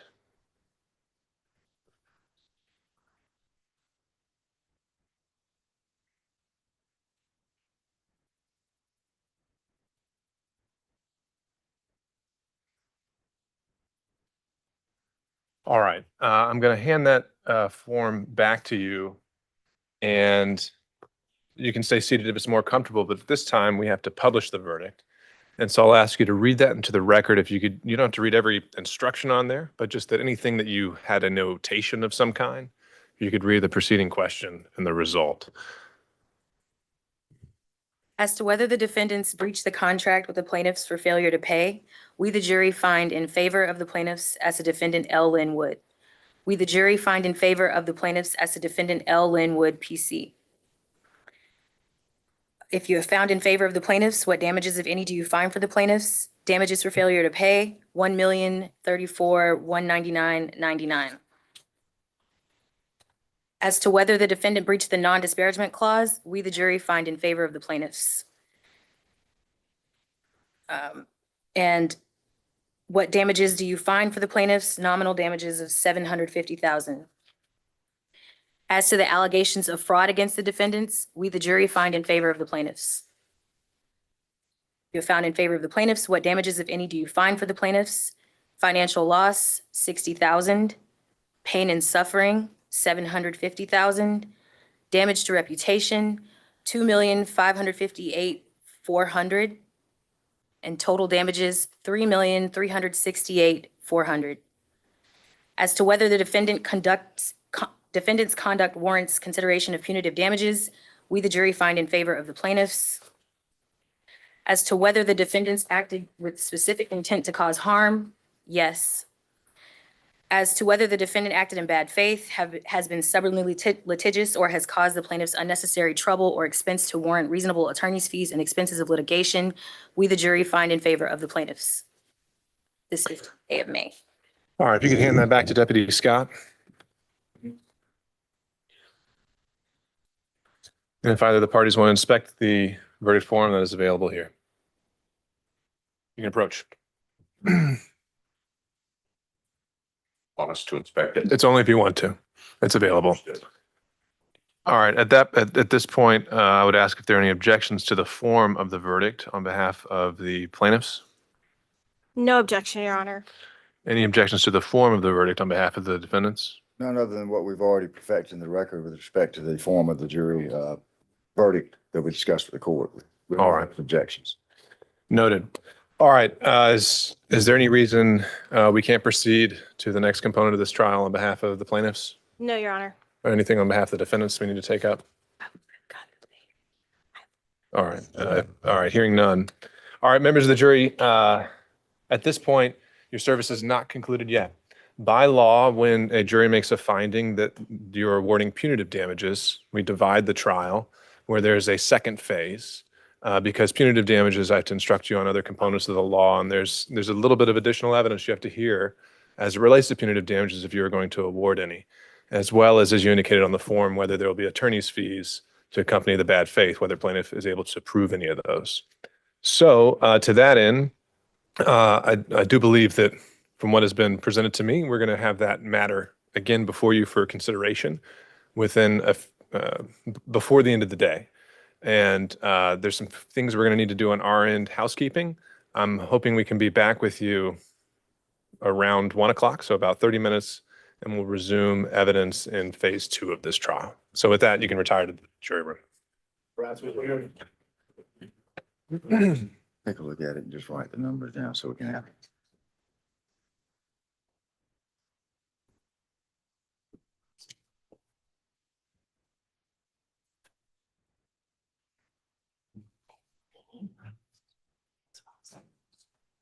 Here's a clear. Your Honor, can Mr. Exum look at the verdict form so we can add up? I believe our court reporter may have taken that, or where did it go? It was right here. Roberts, did I? I'm sorry, it's right in front of me. Okay. May he bring it to me? Can I make some changes on it?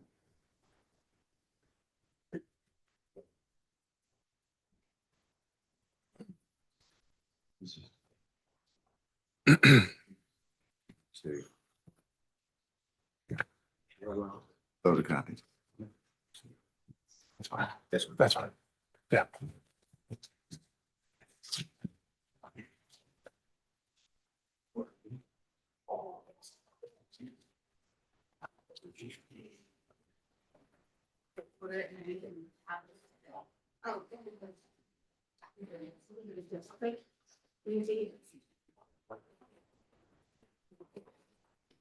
You forward me whatever you guys.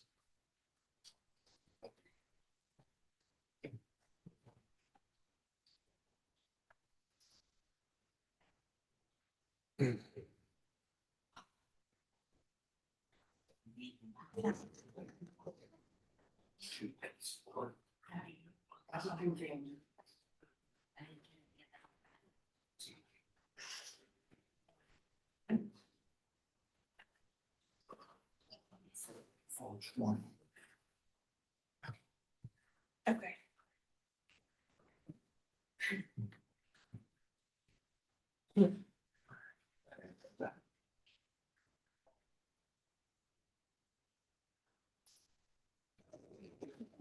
All right, at this point, I believe we should have forwarded you a proposed verdict form and jury instructions for phase two.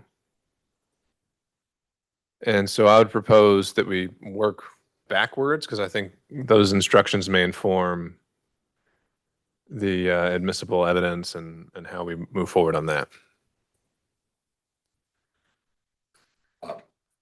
Your Honor, are we allowed to take a picture of this? That's fine. Okay, that way. That's fine.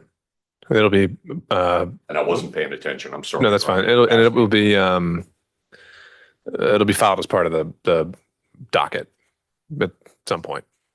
Thank you. But you can take a picture now if you need to. Just because I want to argue off it for the next phase and I don't know. Understood. And can you repeat your question, Your Honor? Sure. So I would propose we work our way backwards. I think I should have already sent out a proposed verdict form Yes, Your Honor. and instructions for phase two. Yes, Your Honor. And, you know, those instructions may help guide our discussion of what evidence is admissible for phase two. Have those, Your Honor. Yeah.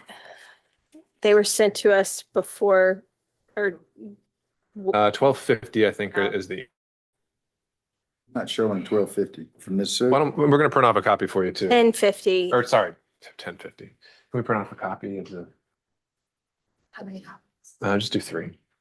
Yeah.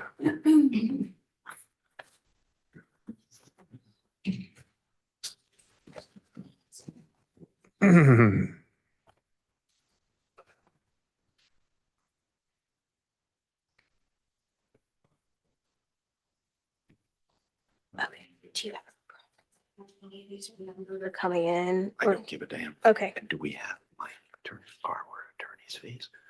Mhm. Oh, there's the sum. Mhm. So I'm gonna do this. And then I'm gonna do.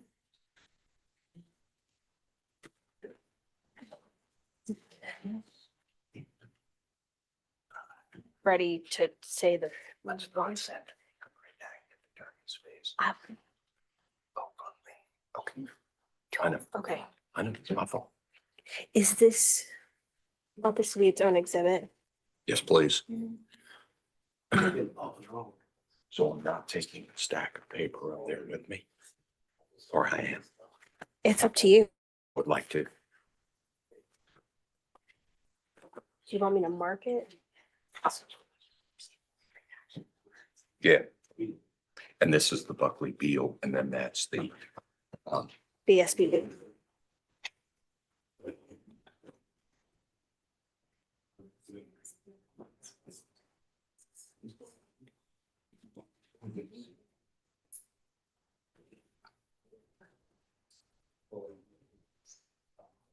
Okay, and then these are the other things you've had me get printed out.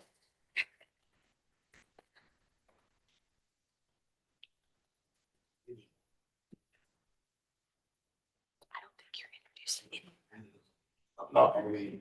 Okay, we have them if you need them, but.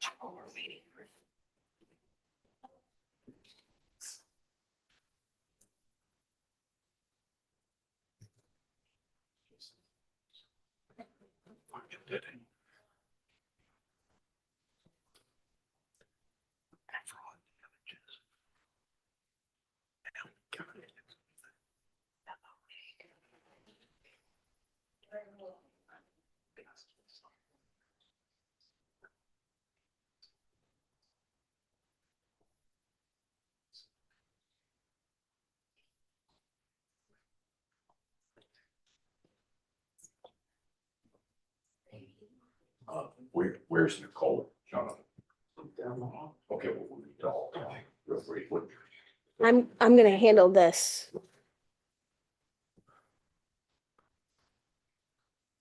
All right, we're printing off a copy of the instructions and we should have a copy for you shortly here. Why don't I just start with the verdict form since that's fairly straightforward. Maybe you've already got that pulled up from the email that I sent. Yes, Your Honor, plaintiffs have no objection to the verdict form for phase 2 as proposed. Okay, any input, Mr. Exum, on the verdict form? I may have a moment, Your Honor. Looks fine. It's good. That's the form.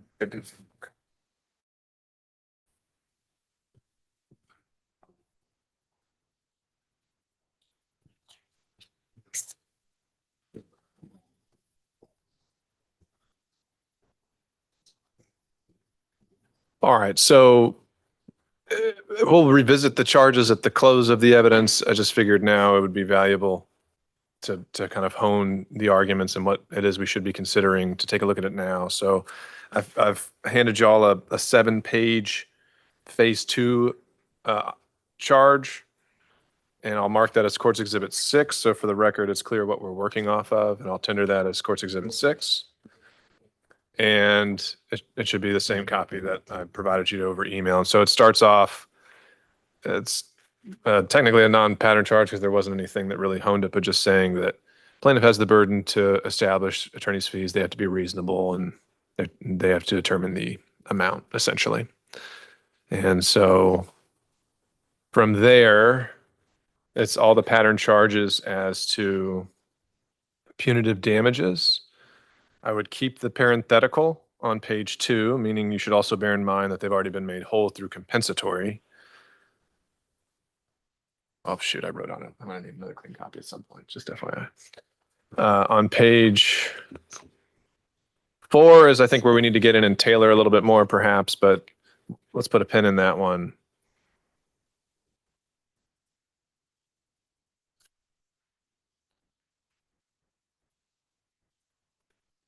On the bottom of page 5, there's a parenthetical, or was merely a consequence not specifically intended. I mean, arguably, since they found specific intent, it would seem to me you would strike that parenthetical, but there could be aspects of the conduct here that they were not with specific intent, so it might be cleaner just to keep it all in. Is there any position of the plaintiffs? We were thinking exactly what you just said, Your Honor. And I feel like this tracks the pattern charge as is, so we're fine with accepting it as is, just so that there's no issue or objection. All right. 6, yes, sir. Yeah. I think the court's comment was That would keep, found specific intent. and if you want, I mean, I was saying it could keep it in just in case there's some kind of ambiguity there of some conduct was with specific intent, some was not, because there is more than one piece of conduct we're talking about. So just as a factor, they can be looking about whether that was with specific intent or not. I could just, the way it's phrased, it seems cleaner just to have it all in there but if you don't want it in, I'll take it out. From the pattern charge.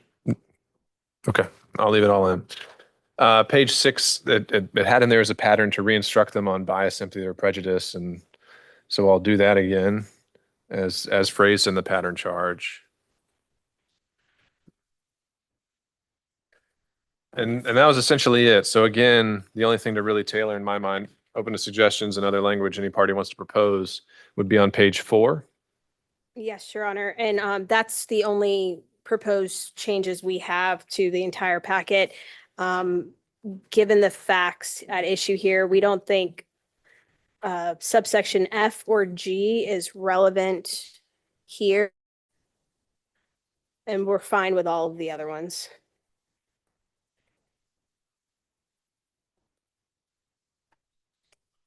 All right, so F seems a little more straightforward. I'm not aware, at least it's not been brought to my attention, whether there's ever been a claim of punitive damages. Certainly didn't seem like there was one in the federal case. No, Your Honor. So I think F is straightforward. G may not be as straightforward, but we can talk about it. Yes, Your Honor. Not straightforward. Mm, I mean, I think you're right. That G is a concern. Which is why we were proposing to So- take it out. Our thought, Potential- No, he's saying I think it should be coming in. Uh, Consider the factors, potential or prior criminal, civil sanctions against the defendants based upon the same wrongful acts. That goes directly to the previous hearings and rulings on the sanctions. And No, I think it does. So that can be argued both ways. I mean, if you want that evidence to come in, the plaintiffs could be saying you were previously subject to contempt orders, but the conduct kept going. I don't believe that's true. But I'm just saying that's the argument they could make Do if whatever you're you opening the want- door to that. Do whatever you want to do. I don't care. I'm saying I agree with you that it's applicable. And so if you want to make that argument, I'll leave it. It prolongs it. I want to go home. Just do it the way you're doing it. Let's go. So I just want to make sure the record's clear. Are the plaintiffs asking that she be included in the pattern charge? And I don't think criminal would, well, I guess I did impose a criminal contempt fine. Yeah, so that of the $500. Sorry. Yeah, for a That's the couple of $500. reasons. A Okay. couple of reasons, Your Honor. One, it was just to make things easier, and two, it's our contention that the punitives only really arise and fall with the fraud claim, and so with the breach of contract, he's been civil sanctioned for a breach of the non-disparagement, and so that's kind of what we were thinking about there, and it was to help the defendants, but if they want it in, we're definitely fine with that. Okay, so just, you got to give me a thumbs up or thumbs down from the plaintiffs. You want it in or out? We propose taking it out. All right, any position on behalf of the defendants? In or out? Leave it up to the court. Okay. I think it really just comes down to whether either party intends to introduce into evidence the contempt hearing. And We it do sounds not. like the plaintiffs do not. And so do the defendants intend to introduce evidence of the prior contempt orders? That's the sole Depends on question. what they do. Okay, and I said we're going to revisit these at the conclusion of the evidence anyway. So flag in that. All right, anything else, Ms. Brown? Nope, that was it on behalf of the plaintiffs, Your Honor. Thank you. Okay. Any other issues or thoughts on this packet of instruments? All right, hearing none. Again, do y'all have some exhibits you've already outlined or highlighted that we need to address, or if you want a preliminary ruling on admissibility or to make something clear? You're intending to call Mr. Wood as a witness again, or is this all through documents?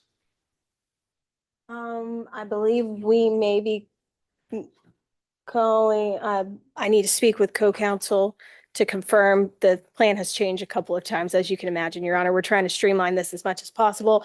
I do know that Mr. Beal is going to state in his place as to our fee contract arrangement with the plaintiffs and our attorney's fees, of how much we've kept up with our time in this case.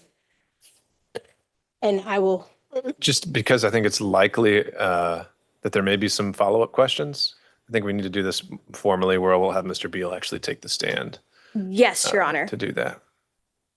So, And I apologize if the lack of nomenclature, the stay in his place, meaning he's gonna just testify by summary sitting up there. understood. Yes. But we prefer question and answer. Yeah, and I think that is, staying in place would be him just doing it from the podium. I think question and answer is going to need to be the way it goes. Okay, we can do that. That's what everybody prefers.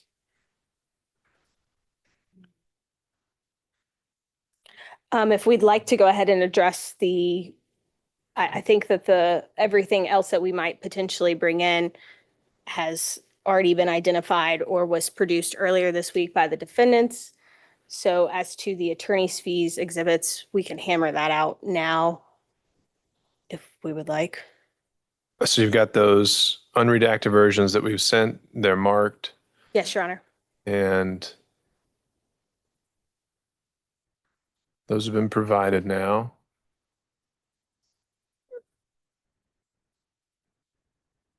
And were those in the pretrial order? Yes, Your Honor. Like in the list of exhibits? I know that the topic was talked about, but in that list of attached exhibits, it was in there? Yeah, I believe so, Your Honor. You just maybe point me to what number it was?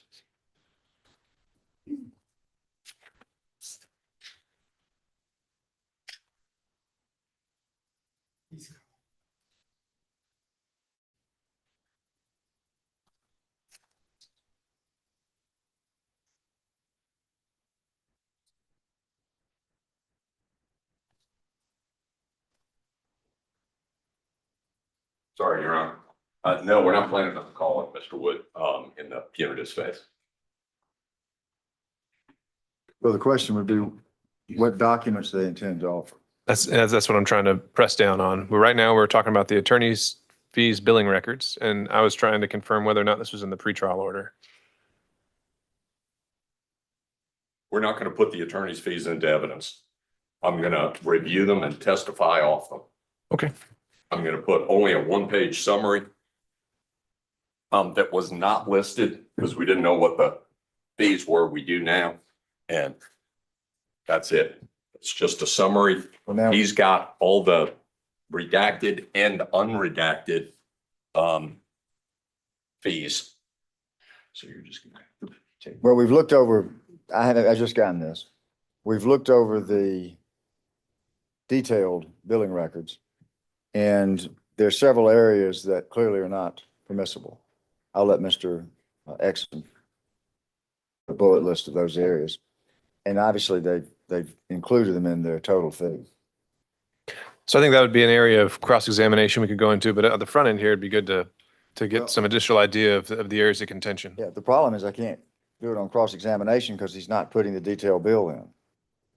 Well, and now that you have it, I think you could ask him about it Sure. Well, I can put it in.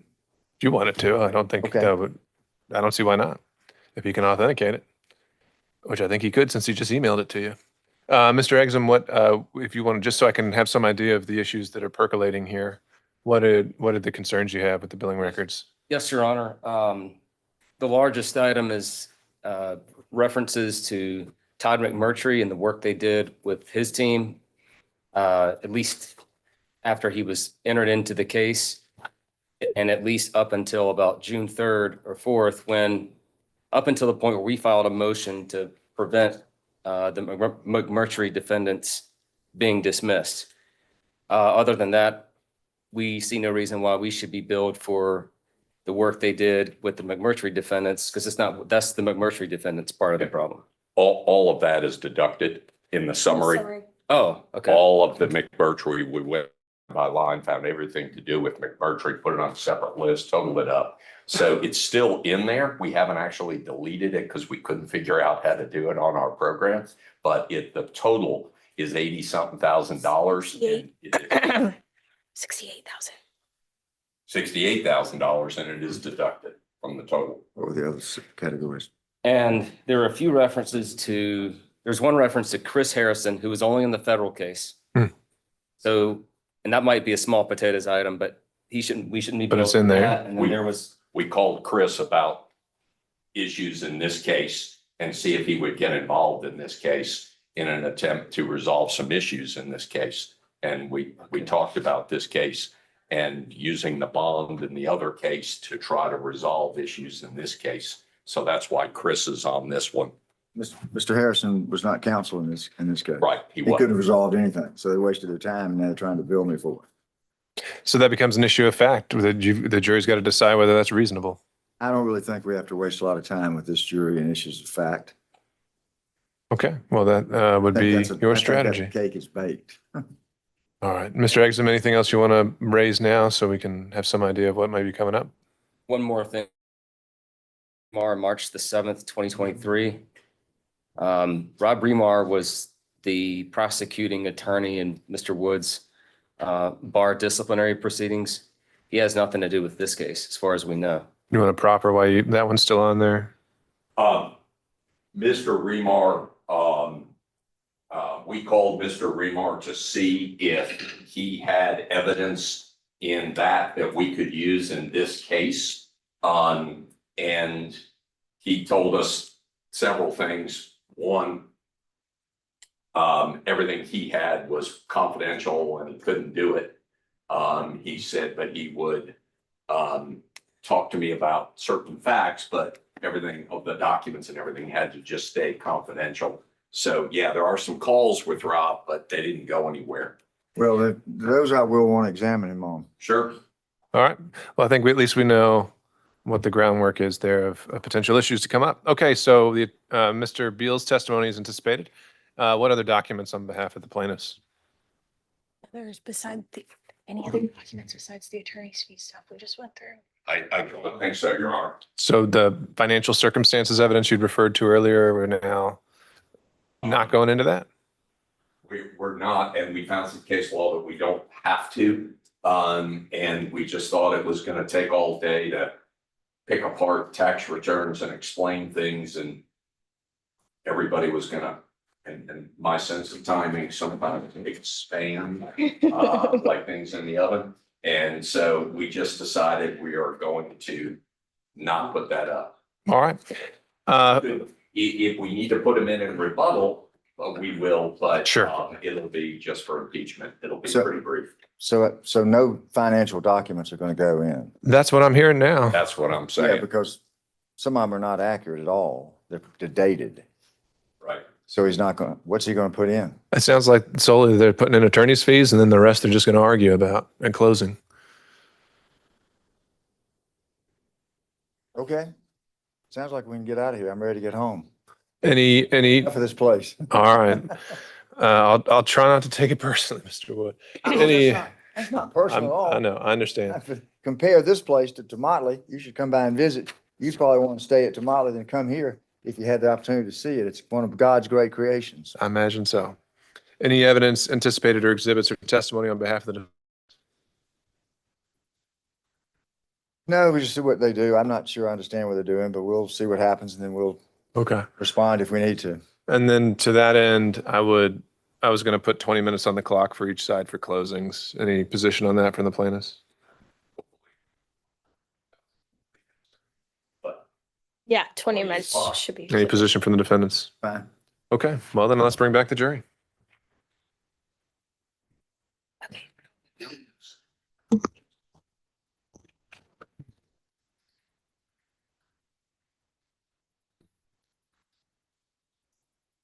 Yeah, yeah, I got you. That's good.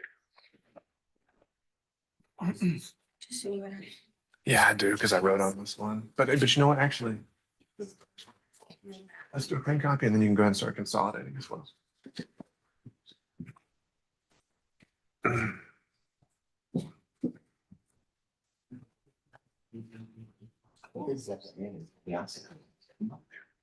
Well, you only need one copy then.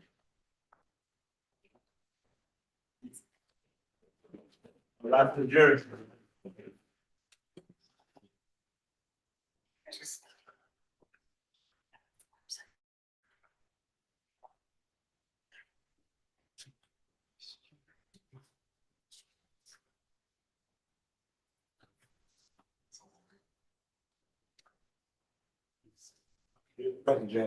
Thank you, Deputy Scott. Please be seated, everyone. All right, members of the jury, as we get started here in phase two, I will charge you to bear in mind all the previous charges I've given you about how to consider the evidence, witness credibility, and everything else regarding how we could proceed through these trials. So with that, plaintiff, as they have the burden, will open the evidence. Mr. Beal.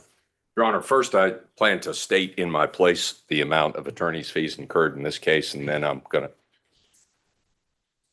Ooh, sorry. Plaintiff's called Andrew Beal to the stand, Your Honor.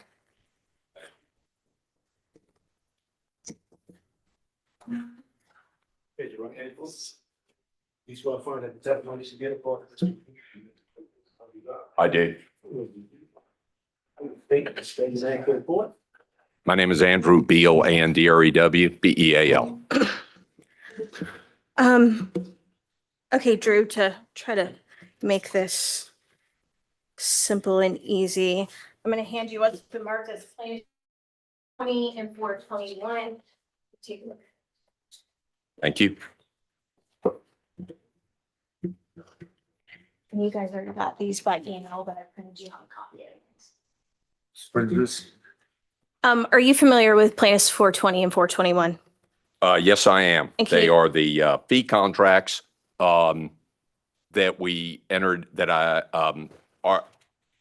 our firm entered into with plaintiffs. The first is from the predecessor firm of Buckley Beal. My friend Ed Buckley and I had a firm, and you work there, and that's where we started representing them. When we started a new firm, we continued under the same contract and ultimately signed an updated one with our new firm, Beal, Sutherland, Berlin, and Brown. And can you tell me the terms of the representation that we undertook with the plaintiffs? Yeah, the first one was what was called a contingent hourly, which means they didn't know anything unless we won. And it was an hourly rate because we thought we were going to resolve everything quickly. This was entered into in, I think it's January of 2020. And on, oh, wait a minute, that's that one. I think there's a date on this guy. Oh, no, I'm sorry. This one was dated August 2020, right after we received the rejection letter. Prior to that, they had hired me on an hourly basis to negotiate the agreement in March. And we stopped all representation once the agreement was signed because we thought it was over, and I closed the file. And then we discovered that July 24th, I immediately called Taylor and we started talking about it. And then they said, we need to hire you again because we're obviously in a bind. So in August, we signed this. And we still thought it was going to be worked out pretty quickly because we didn't think they really had grounds for anything. And we were just going to argue with them for a while and get it done. I didn't want to charge a full contingency because I would have eaten up a huge portion Your of Honor, what they this is recovered. not relevant to the amount of the fees and the reasonableness of the charge. Your This Honor, is just his colloquy about what they did, talked about, it's hearsay, and I move that it be stricken. I don't know if it would be hearsay, but I think we can, he's identified the documents, so let's go from there. All right, this is the first contract, and this is the second. Just a second. and Your Honor, at this time, we'd like to publish plaintiff's exhibit 420 and 421 into evidence. All right, so they're tendering 420 and 421.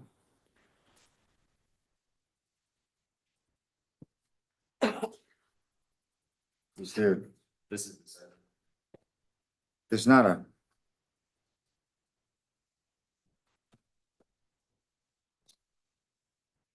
One of the, Correct. which one is that? That's the Beal, Sutherland, Berlin, and Brown one. And what was the date of the engagement? When we opened our firm, That doesn't help me. we'll I've got one, we'll I've let the got, let me witness. finish, please. We'll let the I've got, witness may I testify. finish, Your Honor? Just the issue is to authentication. Is that your I'm trying to concern? figure out what I've got in front of me. I've got one contract dated 8/10/2020, unsigned, but appears to be with Buckley Bill LLP. And then I've got a longer contract for legal services with the firm of Bill, Sutherland, Berlin, and Brown. And that agreement is undated. That is as they exist, Your Honor. And I believe part of the. I'm Never sorry? mind, All I'm right, not gonna say that. all right. If you want to lay the groundwork to these concerns, and then you can retender them, Ms. Brown. And you're familiar with these, both 420 and 421, correct, Drew? Yes. And these are true and accurate copies of the fee agreements that we entered into with the plaintiffs. Yes. One at our prior firm, Buckley Beal, Right. and one at our current firm, Beal, Sutherland, Berlin, and Brown. Is that right? Yeah. And I can explain how they evolved. Which is what we're trying to. I'm not sure if we were I listening. just want to get the dates. That's all I'm asking for. They've tendered them. I The want Beal dates. Sutherland is undated. Do you know, does we have an estimate as to when? When did we open our firm, Drew? It was at February of I do know 2023. that, but if it's a subject for cross-examination, Well, Mr. Beal, we can't I do won't. this. We're gonna leave this, we're gonna let Ms. Brown do the argument. Okay, so are you asking to voir dire the witness on these issues? Well, that might be the easiest way to do it. Okay, let's do that then. All right.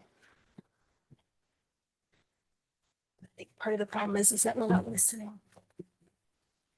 Congratulations on your huge verdict, Mr. Bill.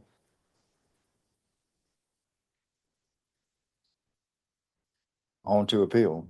Now, you say that you had one firm that I believe was Buckley Bill, right? that's correct. And Buckley Bill initially was retained to represent Wade, Grunberg, Wilson, and looks like an individual named Chelsea Gray. You got that in front of you? I do. And prior to that, subsequent to that time, if I understand you correctly, they re-engaged a new firm, Bill Sutherland, Berlin and Brown LLC. That's correct. So what firm was representing them prior to August the 10th of 2020? I don't see a fee and rate engagement that covers that. We represented them in March. And when the settlement agreement was signed, there was virtually no other activity or billing. And they paid me by the hour for all that time, which was approximately $25,000. They paid me, and I basically just closed my file, and we spoke on the phone occasionally. They told me, hey, this is happening, or I'm doing this with the cases, or I'm doing that. I mean, we chatted mostly socially. When the July 24th letter came from Chris Marquardt, it came to me. And that's when I immediately called Taylor. And I remember, for some reason, it was a Saturday morning. Not responsive. to my The question. answer was just who represented them before. It sounds like it was you. So I represented them before, and there was a fee contract for back in February and March. It was paid, and we haven't included those attorneys' fees on here because I'd like to see the engagement. um, Certainly didn't represent them without having a written engagement agreement, did you? no, I did have a written engagement, but it didn't relate to any of this, and so I didn't produce it. Why not? It relates to this case. You claim you did all this work beginning in February into March. Where's the engagement agreement? In my computer, Why didn't you put it into evidence today? didn't feel like it. Didn't think you needed to let the court know that you had a formal engagement agreement? Why would the court care? May not care, but I'm gonna ask that we take a recess and have him print out that engagement agreement so we can have it. I think I'm clearly entitled to it. all right, we'll take that up once we get through any remaining questions. All right, will you remind us? Probably not. But you can tell me if that's still something you want to pursue. I do want to pursue it. Then you All I can bring want it to up. do, they could get someone here to do it. Just print a copy of the agreement. It's on his computer. Is your computer here? All right, Mr. Wood, I said these two exhibits, that's what you were avoiding the witness about. Do you have any other information? I was trying to avoid the witness to find out the date of the undated. And now I learned that there's another agreement. I don't know how that might factor in trying to ascertain when the undated agreement was signed. Because this doesn't flow correctly. So we're talking about exhibit 421? Is the undated that you're referring to? Are these numbers? Yes. One's 421. Yeah, the Bill Sutherland, Berlin and Brown is undated. Okay, then you could, if you want to continue to avoid here about that aspect, you can.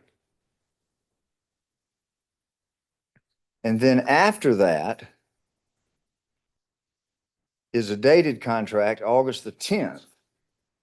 Other way around. Other way around. August 10th is the first one at the old firm.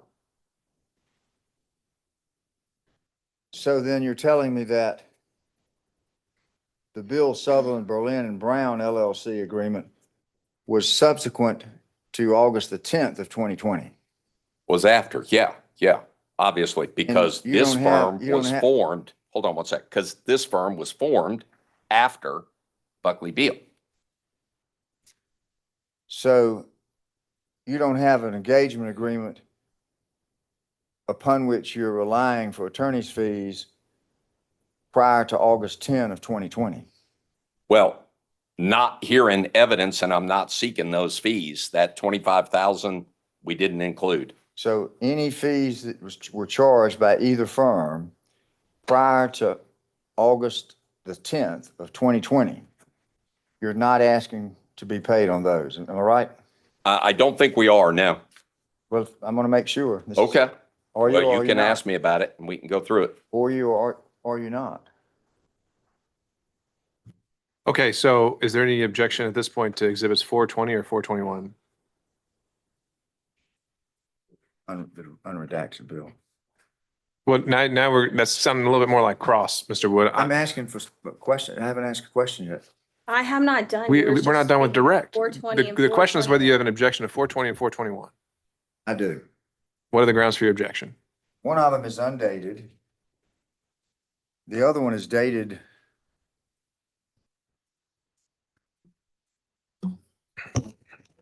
almost 8 months after the initial time period when the settlement agreement was negotiated and signed. Something's not right, that's all I'm saying. So with that lack of information about the date of one, the non-production of the other, I'm not in a position to agree that they can be admitted. I think there's questions with authenticity. I think there's questions in terms of relevance. And so I object to them. All right, as to authenticity, the document is what it purports to be. And I'll overrule the objections. They're admitted over objection. You can proceed, Ms. Brown. Thank you, Your Honor. Drew, can you explain what the fee arrangement was with the plaintiffs? Sure. In Exhibit 420, which is when we're about to have to start this litigation, I think is what you were testifying to. Yes, it was a contingent hourly, so it'd be a smaller fee. So we just count up our hours, and then when they got paid and it was all resolved, they would pay us for our hours. We thought it was going to be done quickly, so I did that as an accommodation to them, and it's what. Excuse me, Your Honor, that's not responsive. He's going off in a colloquy about other things. Overruled. You can continue, Mr. Beal. And Just going to do a colloquy on anything? Going to follow my orders, as you should. Overruled. I Mr. have Beal. followed your orders. I have And- followed your orders. All right, let's keep going. And forgot where we were. It was a contingent hourly. However, after we fought for several months, and by about December, the amount of attorney's fees was getting big. And so I went to the three plaintiffs and I said, listen, I mean, this number's getting big. And so we agreed to just convert it to a contingency, and it would be 1/3. And I said, I'm going to keep up with all my hours. And if it settles quickly, maybe we'll work something out. They said, thanks, let's do that. And so we agreed it was a contingency. And when we went to the new firm, we had the same agreement. And I talked to them about starting going to the new firm and taking their case. They said, we want you, we want my Linda, we want Michael. Let's go. And so we started the new firm and represented them on a contingency fee basis. Which is plaintiff's exhibit 421, right? Yeah, it's basically 1/3. It carried over the language of the contingent hourly. I don't know why, because that was the original agreement, but we basically said this is going to be, 1/3 of the gross recovery. And when did we leave Buckley Beal and open up Beal, Sutherland, Berlin, and Brown? I think it was February 1st, 2022. It's 23. 23. Sound right? I'm not going to hold that against you. And so you're saying that basically from the beginning of the representation related to this litigation, it has essentially been on a contingency fee basis with hourly rates in there for the purposes of collection. Is that fair to say? Yes. Okay. And I believe you have an exhibit already up there, plaintiff's 422, I believe. Yes. And are you familiar with this document? Yeah. Is it a true and correct copy of what it purports to be? Yes. And can you briefly describe what it is? It's an for all- attorney's fee summary of all the attorney's fees time at Buckley Beal, all the attorney's fees time at Beal, Sutherland, Berlin, and Brown, minus some previously awarded attorney's fees, minus which the defendant had paid to us, and minus all fees related to Todd McMurtry and adding him to the case and resolving any controversy with him. And then it has a total number of hours, total number of fees. And before we get to the total, I believe you have copies of our billing records just to refer to. Is that correct? Yeah, these multi-page documents, this one is from Buckley Beal, and it's every minute of time that was spent until we left that firm, and this is every minute of time that was spent at the new firm, like the Olson and Bird bills, and it's got our hourly rate and the totals. And I believe you testified that before we represented the plaintiffs on a contingency, when we were negotiating the settlement agreement, they were being represented on an hourly fee That's right. arrangement. Is there any sort of ethical rules requiring an hourly fee arrangement to be in writing with a client? It is the best practice to have written fee agreements, But it's not required under the ethical rules, right? no, I don't believe it is. But we did have a fee agreement with them setting forth our hourly rates. We did have a fee agreement with them, and it was signed, and they did pay the entire amount. And what was the total time that we're seeking to recover from the time that we were at Buckley Beal?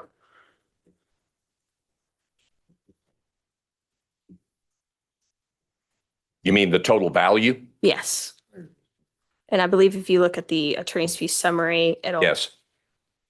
So what was the total value? Were you asking about the hourly rates and whether they were reasonable? Yes. Okay. Your hourly rate was $450 an hour minus $600 an hour.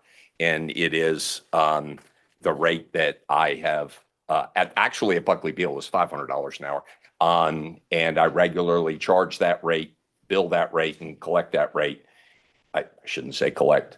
I try to collect that rate from clients.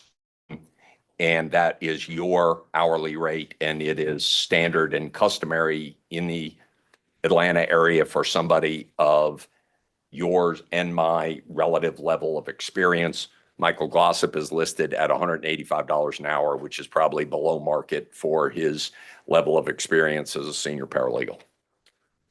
And you've reviewed all of the time entries from both Buckley Beal and Beal Sutherland, Berlin and Brown. I have, unfortunately, I have read over all of them as we do time entries. Have I studied each and every entry? No, but I have looked at all of them. Yes. And were all of these entries, to the best of your knowledge, related to and necessary for the purpose of pursuing this litigation? Yes. And what is the assigned value of the overall attorney's fees billed combined for both firms? Is $1,292,770. And that spans 5 years worth of litigation. That's correct. Your Honor, at this time, I'd like to have Plaintiff's Exhibit 422 admitted into evidence. Sorry. 422, the attorney's fee summary that you have in your hand right there.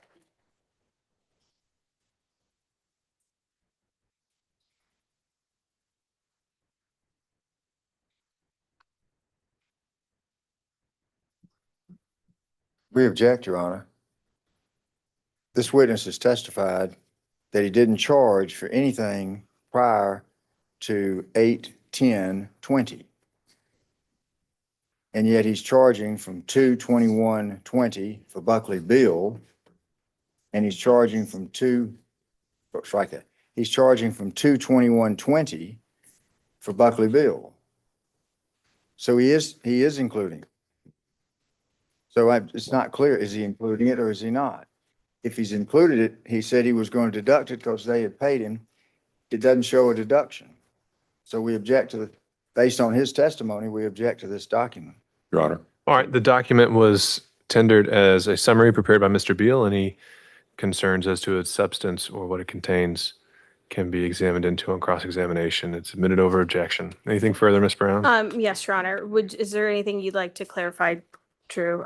Yeah, on the last page, there's a redaction, but this line right here shows all the billing, and then it shows at the end how much you collected.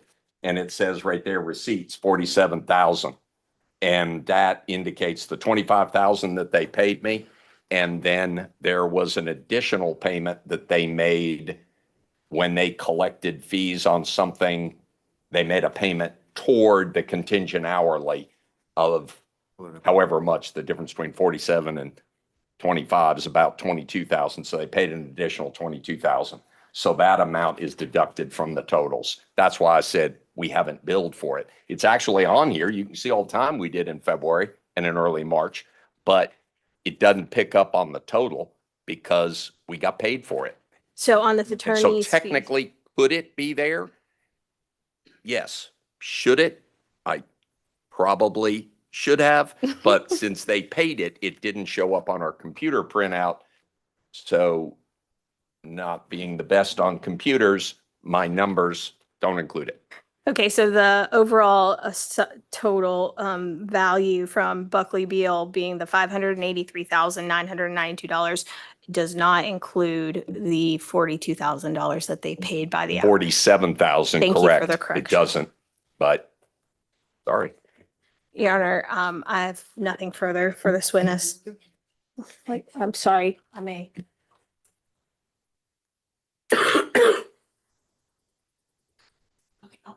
Well, ask it again. And you, as you are what's called the managing partner on this case, is that right? Yeah, we don't really have those kinds of terms, as Mr. Wood testified to at Buckley Beal. There was, Excuse me, he's talking about my testimony. That's hearsay is irrelevant. He's not competent to testify to that. Okay, To recap my I'm really not, fair enough. all right. You can continue your answer. I am more senior than you are. There was a more rigid delineation of people's roles and partner and associate back at Buckley Beal. That is not true in the firm that we have built.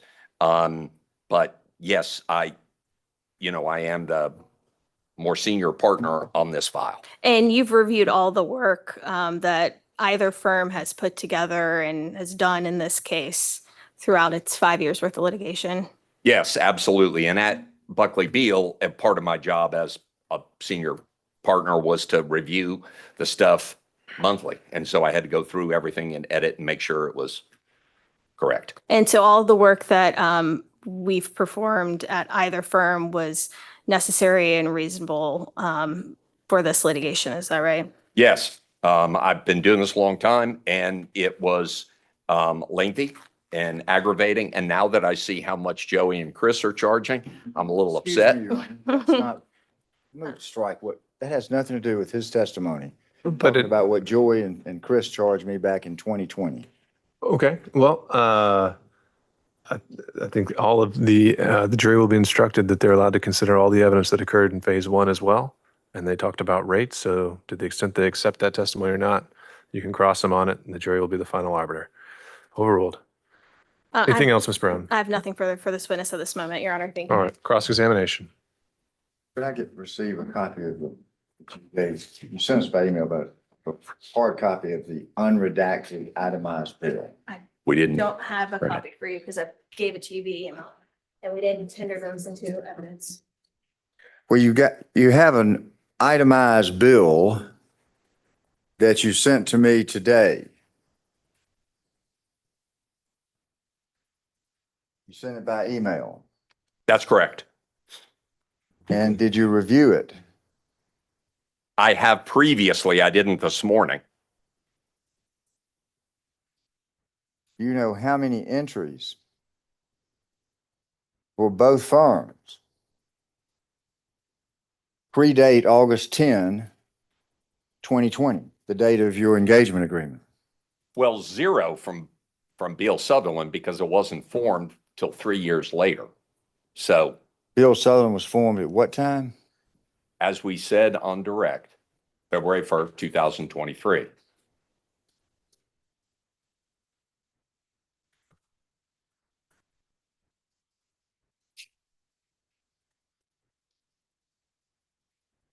Is Bill Sutherland different than Bill Sutherland, Berlin, and Brown? Same firm. And you just testified that you didn't form that firm until when in 2023? February 1st? February 1 of 2023.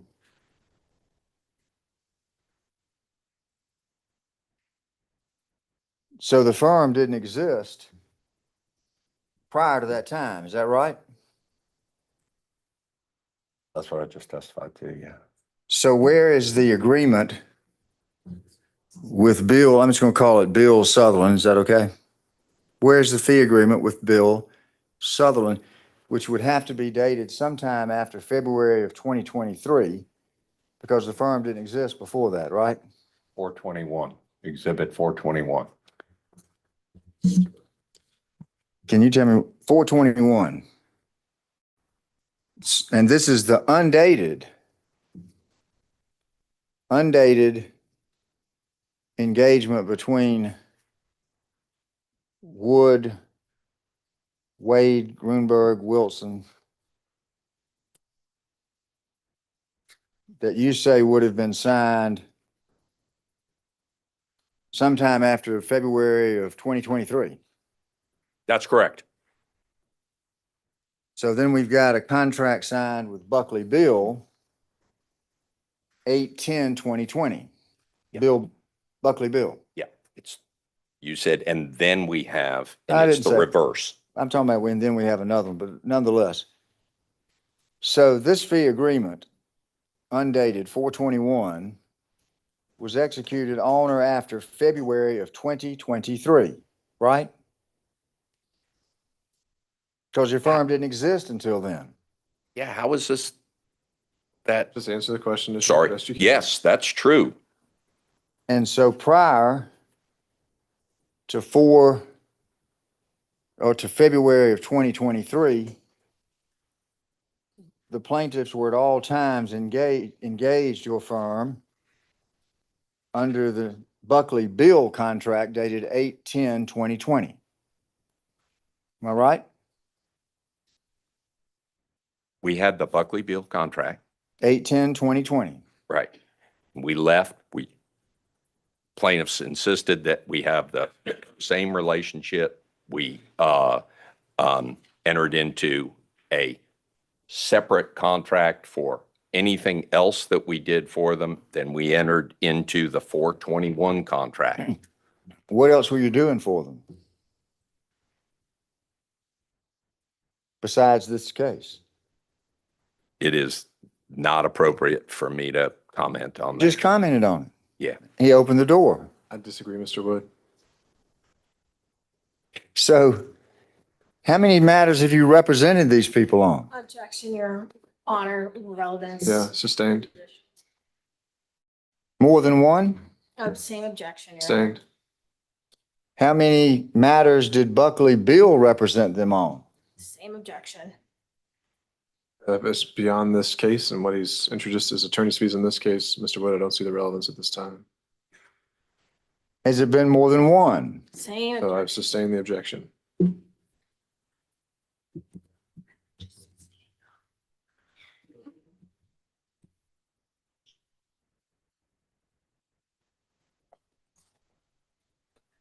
Take a look at 421 if you would. Sure.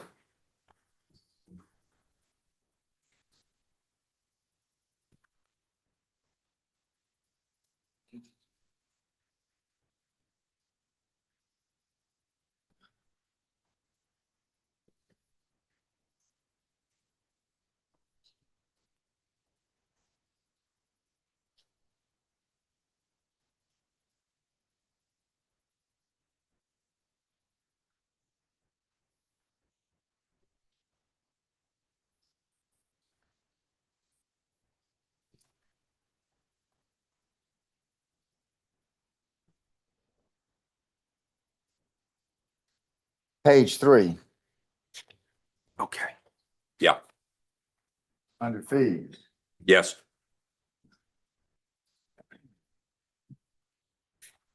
Second line. Well, let's start at the beginning. We understand that this fee arrangement is for a quote unquote contingency fee agreement. Which means that if there is no recovery of damages for our claims, we will owe no contingency fee to our lawyers, but we will still be responsible for all costs incurred. Have I read that correctly? Well, you added a word or two, but yeah, that's basically it.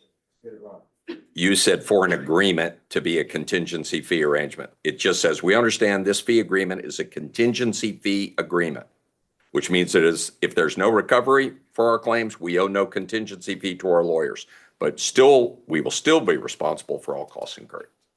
And costs incurred are out-of-pocket expenses that you invent, That's correct. not fees. That's correct. So if you went through this 5 year of these, at least two firms representing the plaintiffs, and this jury had awarded zero, your fee would be zero, right? That is correct. No matter how much time you spent. That is correct. So this was a pure contingency fee agreement, Yes. and yet you kept detailed time records, didn't you? Yes. And let's look at that part in the next sentence, if you follow with me. If there is a recovery, we agree to pay our lawyers 1/3 of the gross recovery, right? That's correct. That's what they would owe you. So far, this jury has awarded already $5,152,599.99. A third of that, and check my math if you'd like to, is $1,717,533.33, right? I don't know, but it sounds pretty You close. want me to give you a calculator to figure it? I really don't like to do math in public because I embarrass myself most of the time. So I'll take your word for it. So of the money this jury has already awarded, your fee is 1 million. You get out of that money, you get $1,717,533.33, and the plaintiffs get the balance, right? I think that's how it works. Yeah. Yeah. Contingency fee. Yeah. Upon collection, when you pay it. Contingency fee is not earned until the money is actually received by the lawyer. Is that That's what not you're true. telling me?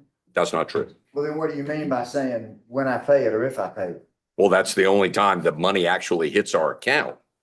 But That's when you recover. when I get it, yes, Right. yes. When you get the money from, in this case, me or Ellenwood PC, if you ever get it, then you're entitled to your recovery. You're entitled to your fees from the amount you recover and receive, right? Correct? If you end up not receiving it, you don't get any fee, right? Yeah, we've been over that. Yeah, I'm agreeing with you. But your agreement was a little bit, had a little more to it. Look, back to sentence 2.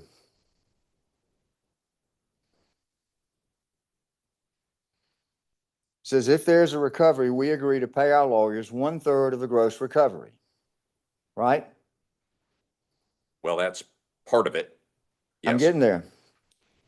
Or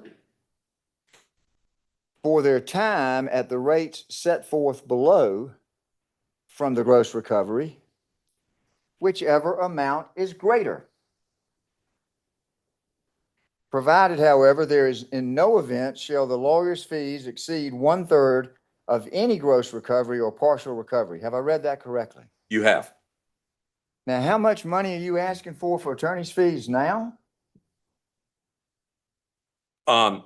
Does your summary say you're looking for $1,292,000? It does indeed. But you've already gotten your fee, if recovered, so far, until the jury brings back another verdict against me. for 1,700,000. You don't get double, do you, Mr. Bill? Can I explain what's going on? I No, mean, I'm this is asking you a question, please, sir. basic You don't Georgia get double, do you? You don't get anything more than 1/3 of whatever you recover on a contingency fee basis, period. That's your agreement, right? And you're trying to get whatever that number turns out to be, plus another 1,200,000. Where in your agreement does it give you the right to do that? Not at all accurate. Where in your agreement does it give you the right to do that? Your hypothetical is completely incorrect. Where in your agreement does it give you the right to do that? Your agreement says that in no event shall the lawyer's fees exceed 1/3 of any gross recovery or partial recovery. Have I read that correctly? Sure have. Is there something I'm missing in here? Yeah, Show me where it is in the agreement. it's basic Georgia law. I didn't ask put- you about Georgia law. I asked you about your agreement, a contingency Can I fee, go ahead and a answer my contingency question? fee I'll let him agreement. finish his question. Cut off. Under Oh. Georgia law, a contingency fee agreement must be in writing. True? True? I believe that there are bar rules that say it is the best practice to make sure all fee contracts are in writing. I don't know if it distinguishes between contingency and hourly. It may. I'm not arguing with you. I haven't looked at that in a while. I try to get a written contract anytime I'm collecting fees from a client. So let's assume hypothetically, probably not hypothetically, but let's just assume hypothetically, this jury gives you exactly what you asked for on this sheet. Another $1,292,000.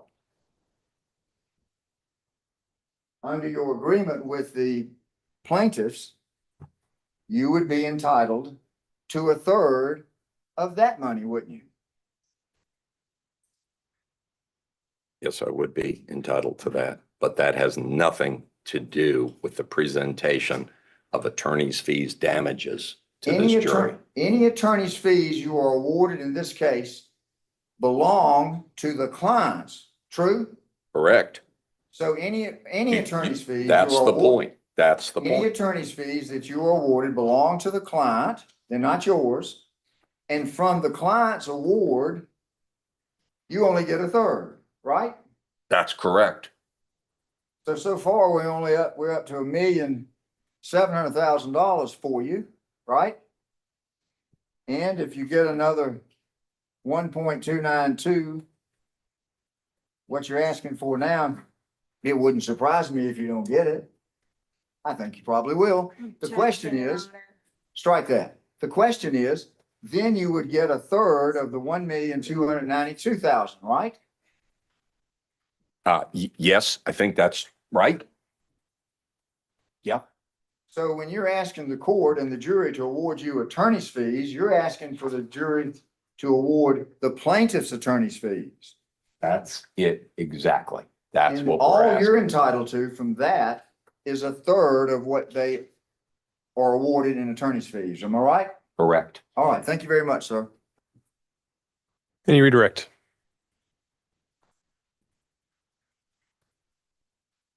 No, Your Honor. All right, Mr. Beal, you can step down. Thank you. Any further evidence from the plaintiffs?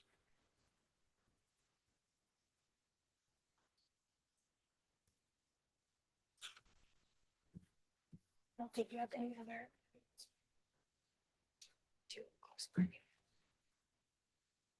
Hold on. Just check. Sorry.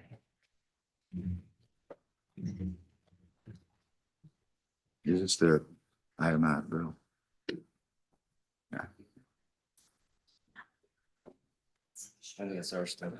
That's it. For plaintiffs, Your Honor, we rest. All right. Any evidence on behalf of the defendants? So is that, they've rested on phase Thank 2? you. Yes, sir. May I have a moment? You may. to confer with my co-counsel, 5 minutes outside. You may. Thank you.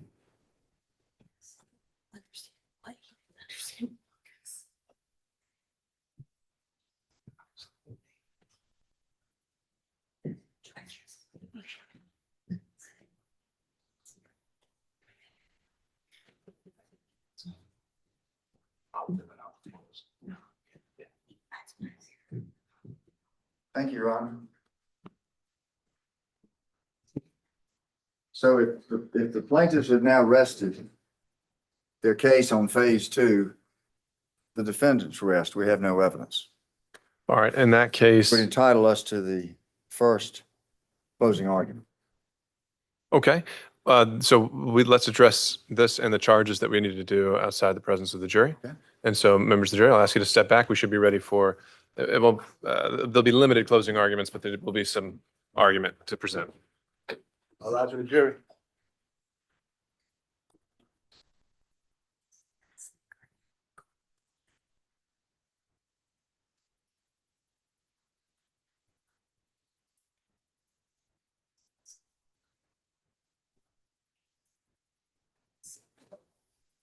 Judge, clear, Judge.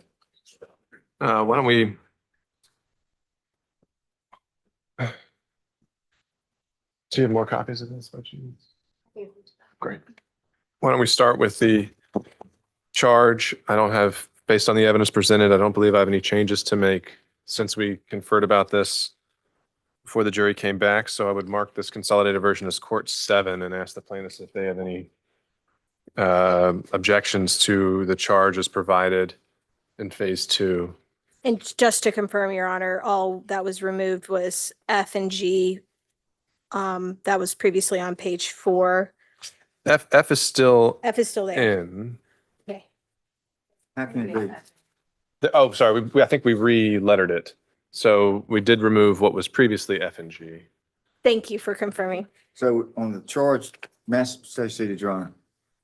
Let me finish with the plaintiffs and then I'll turn it over to you. Was there anything else? Nothing further. Okay, That's Mr. Wood. good with us, Your Honor. So I'm looking at page 1 of 2, charge to the jury, phase 2.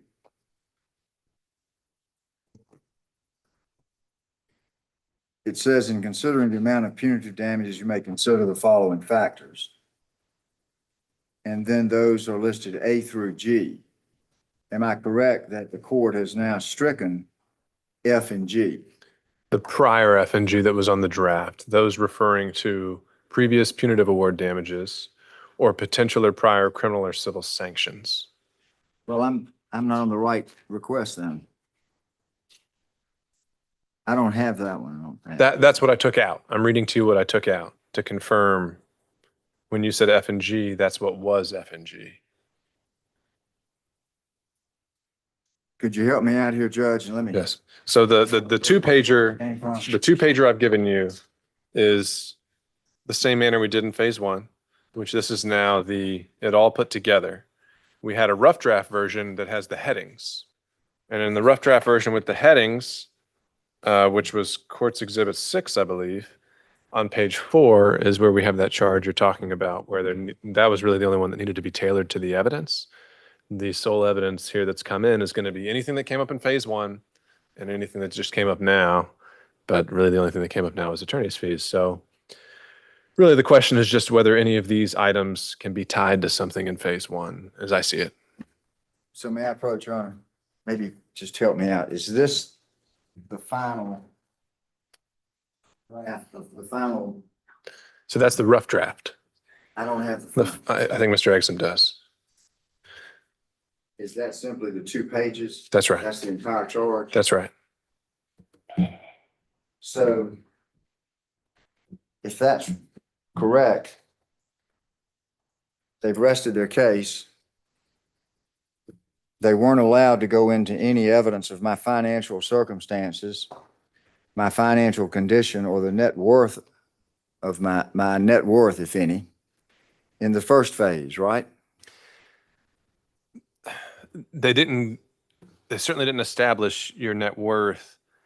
I wonder if arguably evidence is out there about financial circumstances, because there was a lot of testimony about awards and your career. And the awards don't relate. I could get $50 million in attorney's fees and have to give 40 of it away.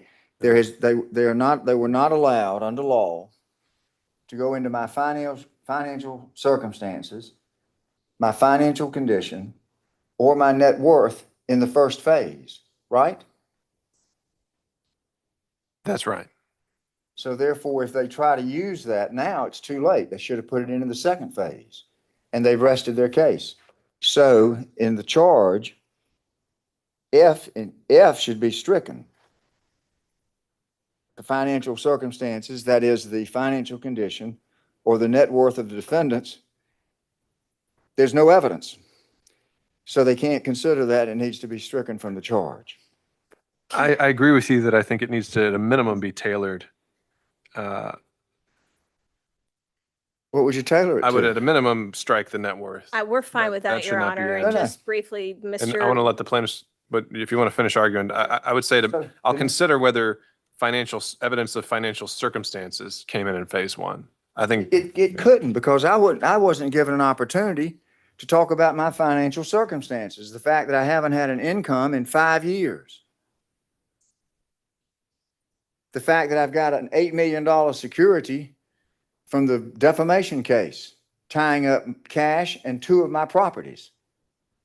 And if you're going to let this jury just pull out my financial condition out of thin air, that is gross error. Now, they had their chance here. They didn't take advantage of it. You can't go back now and allow them to use phase one to establish my financial circumstances, my financial condition, or my net worth, because I wasn't able to address it in phase one. So it's got to come out of this charge. Period. They're not allowed to consider my financial circumstances, my financial condition, or the net worth of the defendants, me. And if you're going to let them do it, then I've got to ask to reopen the evidence and take the stand to tell them about the incredibly poor financial circumstances and financial condition I have right now. Can't have it both ways. So that charge is improper and it needs to be corrected to tailor to the evidence. Your Honor, briefly. all right, Ms. Brown. Yes, thank you. I disagree with the defendant's characterization of the testimony from phase one. He testified at length to various aspects of his financial circumstances and his financial conditions on direct, on cross, when he was testifying at the podium sometimes.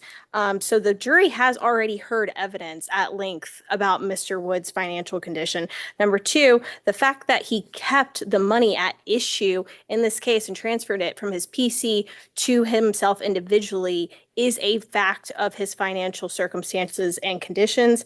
And he had the opportunity on rebuttal to present any type of financial evidence he wanted to, if he didn't want this coming in, because we knew at 10 o'clock this morning, prior to any sort of direct or cross or rebuttal evidence, that this was the proposed charge. And I think that's it. May I respond briefly? Sure. I didn't know at 10 o'clock this morning they weren't going to put up any evidence on financial. And let me take a deep breath.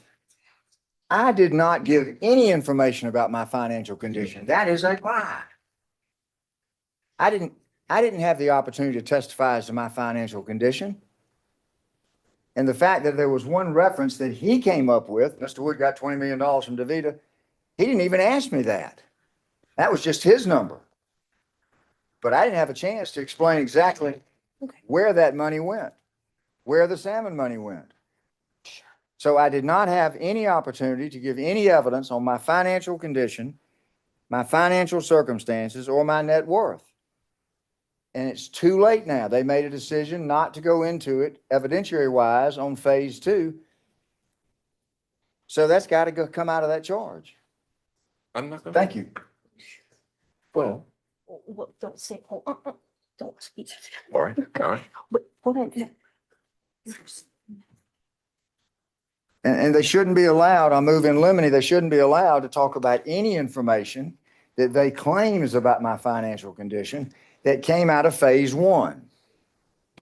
Okay. Because I didn't have the opportunity to present evidence on it or to cross-examine them on it, because I was told, and the court had made it clear, that financial issues were going to be only addressed in phase two. All right, we got something for you. All right, understood, Mr. Wood. All this. Okay, Mr. Beal? Or sorry, Ms. Brown?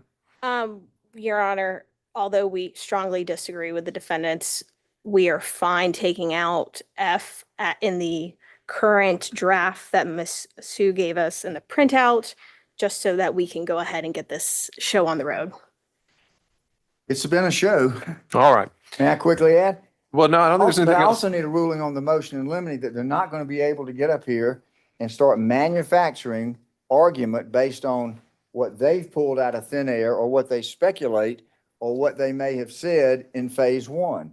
I'm Well, moving in well, limine that that not be allowed, and that motion should be granted. Okay, well, I'll say this. I think they've done you a favor by just drawing the financial circumstances as language. But the other part of this pattern charge that is quite explicit is that you may consider any information you received during phase one, the first phase of the trial. Sorry, where are we reading from? That's in the second paragraph.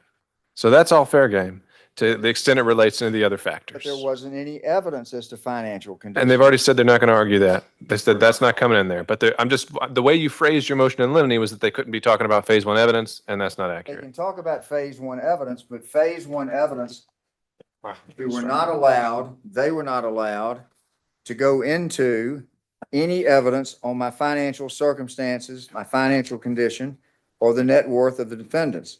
You split it up. Phase one was not going to be part. I understand the So they argument, can't Mr. argue- Wood. They can't argue finances from phase one. Well, I'll just tell you, there is another factor here that says about the profitability of the defendant's wrongdoing. To the extent that is implicated by the money that was not conveyed, that's going to be, I mean, you make your objections as you want to find them, but I just want you to know that's going to be the basis for whatever ruling I have, is that these other factors may be implicated by the evidence. It all depends on the My phrasing they record is use. made. I'm not surprised at the ruling. I respect it. I disagree with it. All right. Is there any other components of this charge that you wanted to bring to my attention? We've already said we're fine with it. He's waiting on them. All right. I've covered it. Okay. In that case, you've asked to open the concluding. I think I have the right Parts. to open and close. To be honest, I don't have that at my fingertips, but do you agree? Do you disagree? I think that only relates to criminal cases where a criminal defendant does not put on any evidence. I've never heard it in civil cases that defendant didn't put on any evidence, so he replaces the plaintiff. I can't imagine that I'm gonna do a rebuttal closing also. Do you have Ever heard? do you have the statute at hand by chance? If I have, Well, we're if I'm trying to, allowed time, I do have a statute. And I know that I have had experience Yeah. real time in civil cases where. he's right. He gets the right, I think, on this The burden, statute. once they don't, if they don't put up any evidence. Yeah. The burden is on them. And so because the burden is on them, have the right to open and close. Lynn, I'm agreeing with you. You Let me just already make sure won. that, I want to make sure the judge I'll understands. take it as a learning moment. If they do not present evidence, if the defendant does not produce any evidence, then the defendant No, gets the what it right means is the opening and to closing open of a closing the argument. closing argument and split it up, just like you would if you had the burden. I think this I've been statute doing that 9, for 10, 40 years. I've seen it done. Okay. 910 186 gives them the 9, right to 186. do opening and closing if they don't put on in a civil case. I thought it was only limited to criminal, but now that I look at this, I think he's probably got that right. I would urge Your Honor Thank you. to go back to your earlier comments about the clock. But I mean, no matter who opened or who concluded, the clock was going to be the clock. So, great. Mr. Wood, you'll have the right to open, and you can use as much of your time as you want to for your opening, and you can use the remainder for your time for a rebuttal as well. Thank you. I waive my right to open. We will simply close after Mr. Bill's remarks. Understood. And to that end, can I also get exhibits 420, 421, and 422, a copy of those? I gave him to the court reporter. Oh, there they are. We've got them. Here's the final jury charge. Let me give that- you course exhibit 6. That's yours.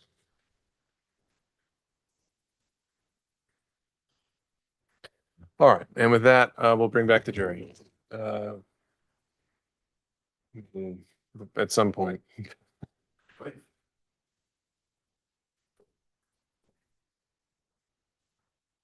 All right, we're ready, Deputy Scott.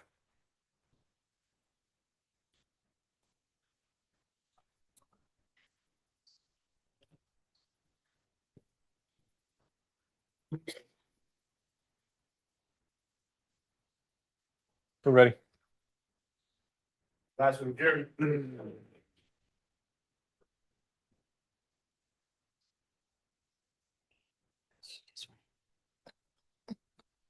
Just need, just, it'll bone. These five stores.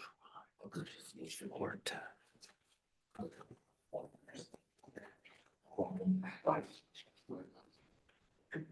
Thank you, Deputy Scott. Please be seated, everyone. Members of the jury, we're now ready to begin some concluding remarks as it relates to phase two, the issues that are going to be for your consideration, and the attorney's opportunity to explain the law that applies and any new evidence that you've now heard. I believe we have arranged it, or it is, Mr. Beal is going to proceed first. Thank you, Your Honor. Once again, ladies and gentlemen, make it very brief. It is not our intention to recite any of the facts here. That has all been done over and over again. Again, thank you. You saw the effect that it had on my clients. You saw the effect that it had on Jonathan and on Taylor. Excuse me, Your Honor. What effect? When they were on the stand, or were they just acting? All right, you can proceed, Mr. Beal. That's why this is the punitive stage. That's exactly it. What's it gonna take to stop that conduct? That's what this phase is all about. This phase is not about compensating the plaintiffs. This phase is about punishing the defendants, stopping that behavior. You have that power. We talked about justice. Now this is the other hand of justice. This is the hand that stops bad behavior from recurring over and over again. You've heard it. You've seen it. For the last 5 years, they've lived it. Now it's your turn to stop it because you can. And that is an awesome responsibility.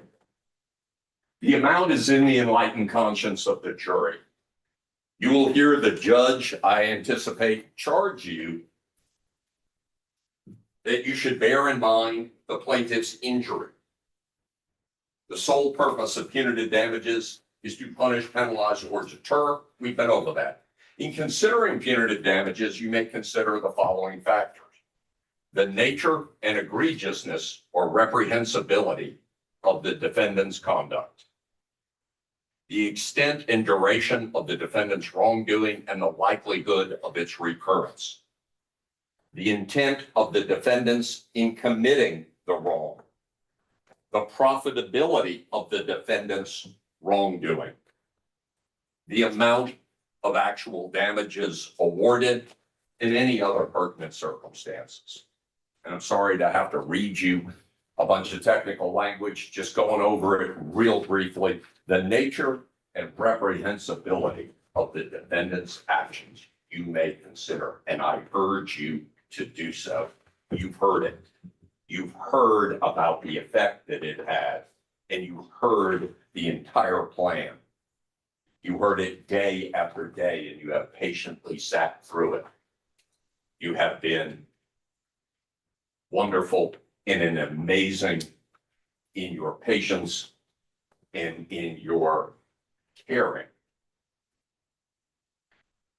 The extent and duration of the defendant's wrongdoing and the likelihood of occurrence. That's the second factor.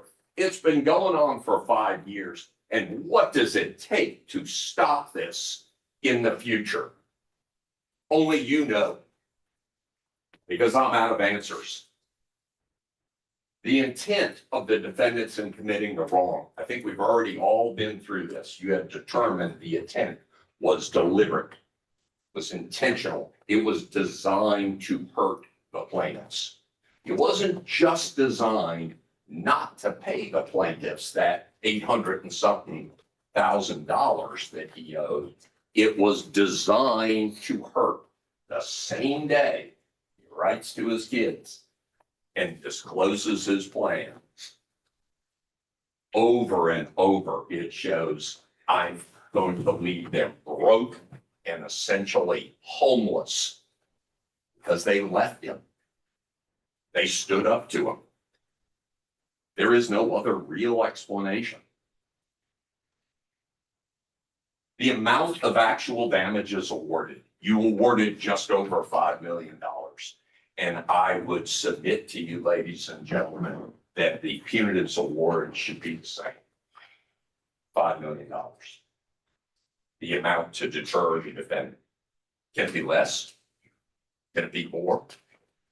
It is in your conscience what you believe based upon the reprehensibility of the action, how long it went on, how intentional it was, and the amount of your award. Attorney's fees. I'm not sure what all that colloquy was about. We put on evidence. In the old days, we used to have those big chalkboard things sort of right on. I kind of miss those. My handwriting was always pretty bad, but the amount of the attorney's fees was $1,292,000. $1,292,000. That's my hourly rate for working on this. It does not include the $47,000 they actually paid me. Nothing else has been paid. Unlike the attorney's fees bills that you've seen in this case where they get paid as the case is going on and every month they get a big check, there has been no payment from two different law firms for me and Ms. Brown and Mr. Lawson. And that's why we are seeking that amount. That's our actual hours. It's not based on a contingency fee. That's not based on anything. It's based on our hours at the rate we normally bill and collect. $1,292,000. Again, ladies and gentlemen, we appreciate your concern and the love that you have shown, and you have but one step left to bring justice. Thank you. Now, proceed, Your Honor. You may. The love that you have shown, I'm not sure what that means. Didn't show me any love.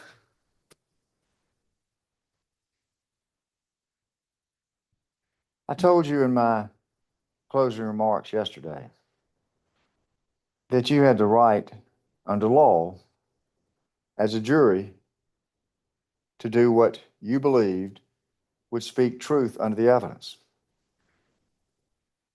I respect your verdict, but I don't think you did your duty.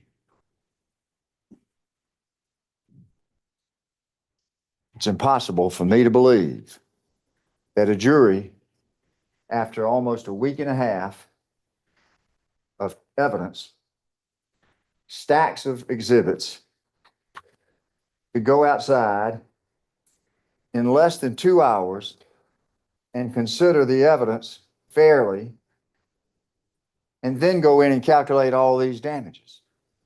Something's not right. That's sustained. Mr. Wood, you will not demean this jury. You can I did not focus on the mention this. facts at hand. He was talking, okay, I hear your ruling. I'll abide by it. Now they want $10 million.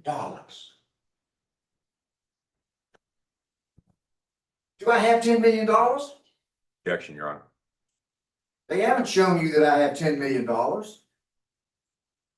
Overruled.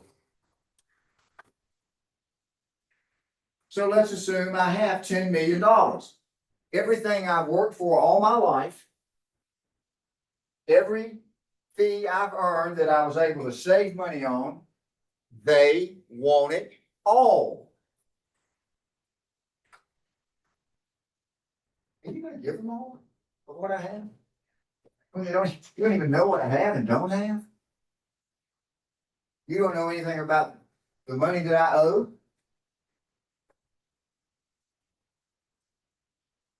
which could be in the millions of dollars.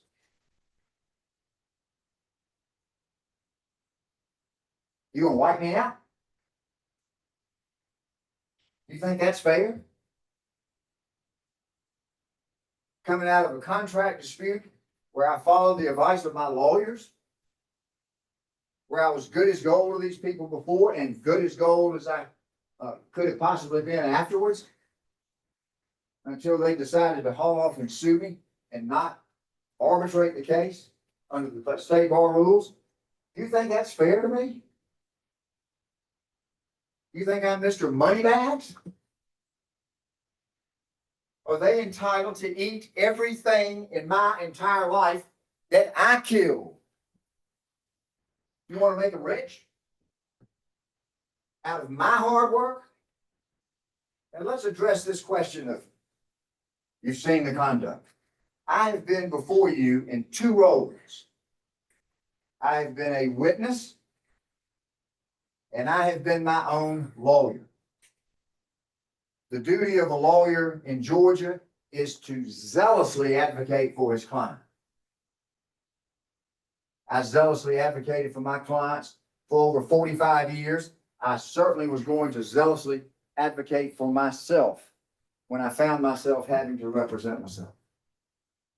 So I had two roles here. Now he wants you to punish me for my zealous advocacy as a lawyer. You've seen what he did in the courtroom. I was fighting as a lawyer for my client. You can't punish me for that. You ought to reward me for that. You would want your lawyer to zealously fight for you, wouldn't you? You wouldn't want some lawyer to come in there and punish your lawyer for zealously advocating for you, because the lawyer wouldn't do it. He wouldn't zealously advocate for you. And then what's going to happen to you when you need that lawyer? He's not going to work for you hard and zealously. So you cannot go out there and come with some idea. I don't like the way Wood tried that case. That's not what punitive damage is about.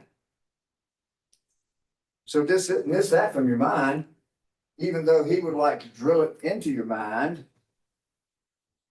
That would be jeopardizing the future of a lot of people that need lawyers. We're going to punish the lawyer for zealously advocating your case. Might not bother you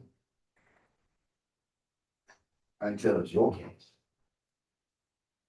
where you need zealous advocacy.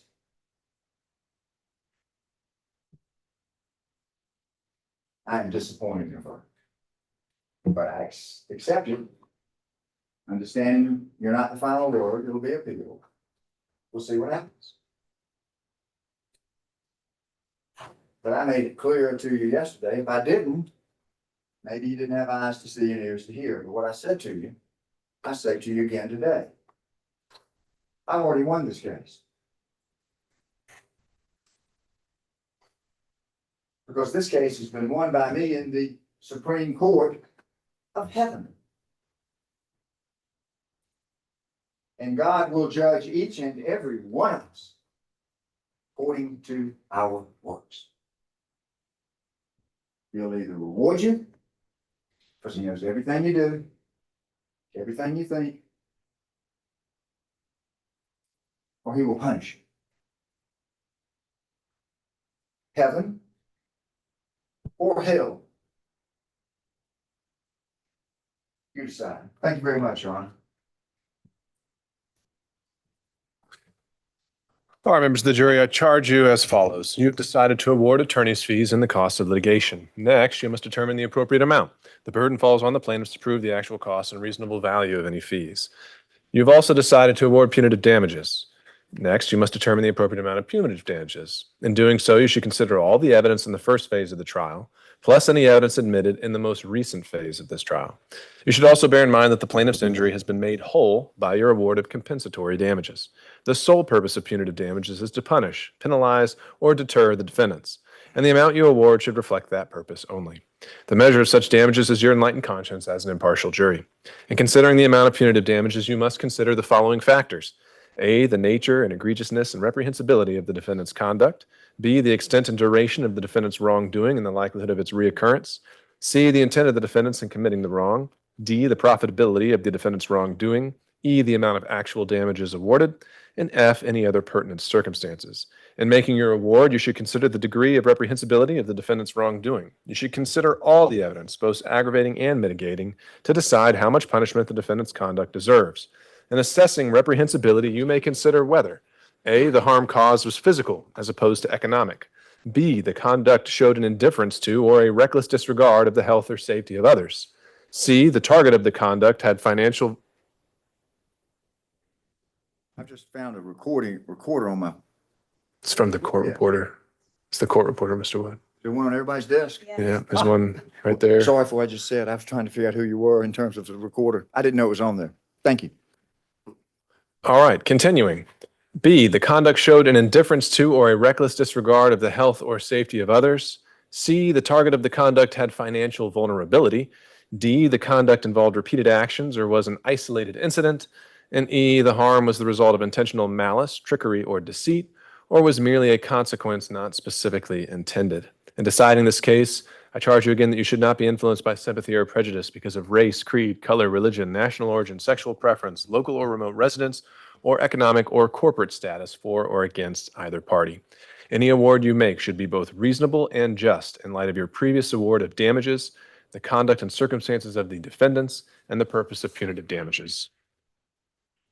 You may now retire to the jury room. We have provided a second verdict form for you and will await your instructions.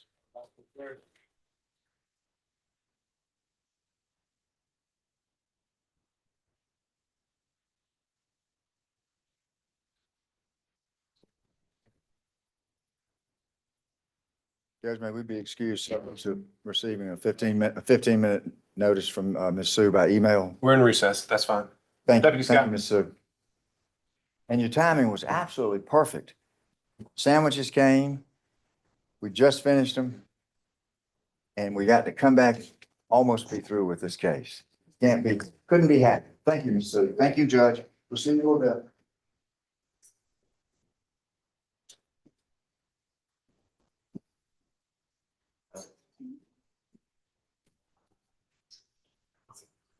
Don't take that. We're good now. And if you ever want to do some litigation. That's on the record time.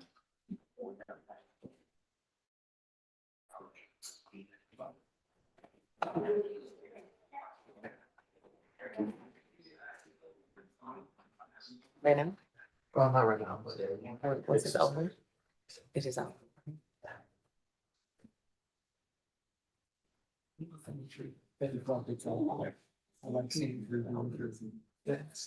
I'm sure. The transcript is gonna have a lot of fun with that one. That's great.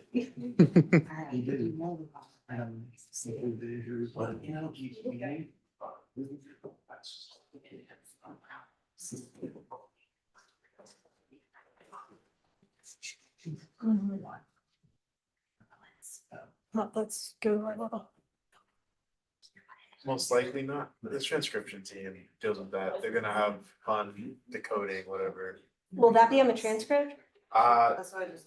I don't think so, but potentially, I don't know, it's up to the team. They usually differentiate. Usually, if the judges talk.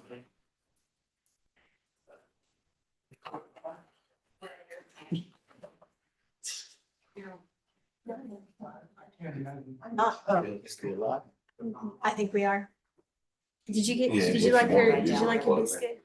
Yeah, I did. I gave it to my co-livers. Okay. Yes, do that. Do it all We the time. appreciate It works it. great.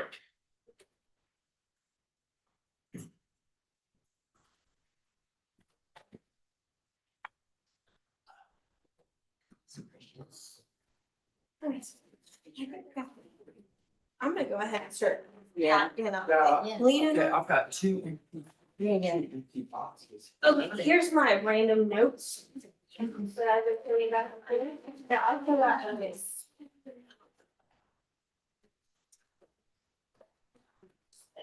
And then I'll make Karen can go through all of this when we get back to the office. Right. Clean it up for us like always. I didn't know What I this would put out. paper, this was. It was ours. I brought that from the office in case we needed to print Okay. stuff. Well, I didn't know that it was. Okay, here are my exhibit binders. And I still have heart for us. Oh, thank you. That's gonna make this so much easier to do this.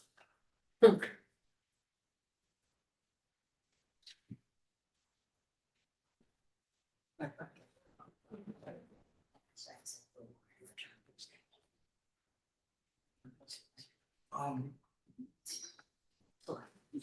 It sure Is is. this y'all's? Maybe. Yes, that's the, that's that laptop that you guys, A trial laptop. yeah, Okay. because ours Did I is a have to- service. I'll record for somewhere in a box.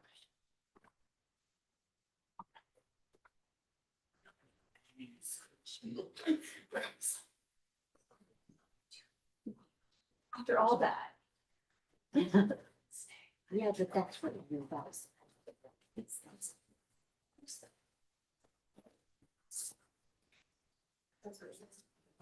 So you did the classroom. It's not-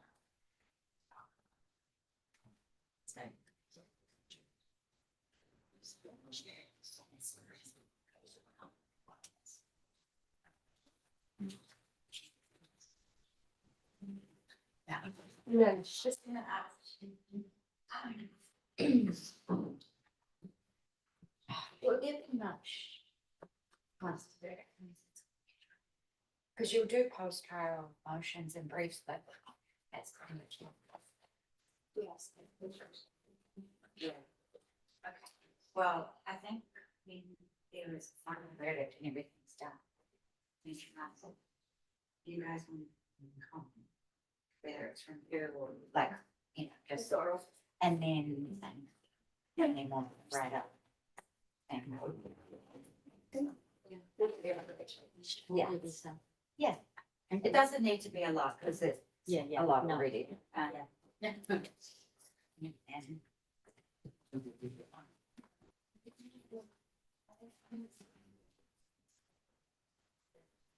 And I spent all my years at Winston House. You're a lawyer. You had a week off. Just come and sit there. Yeah.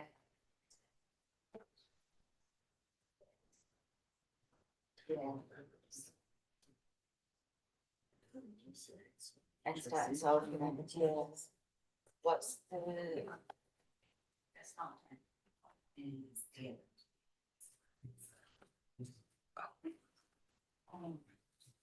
This is my worst. No. Monetary sanctions.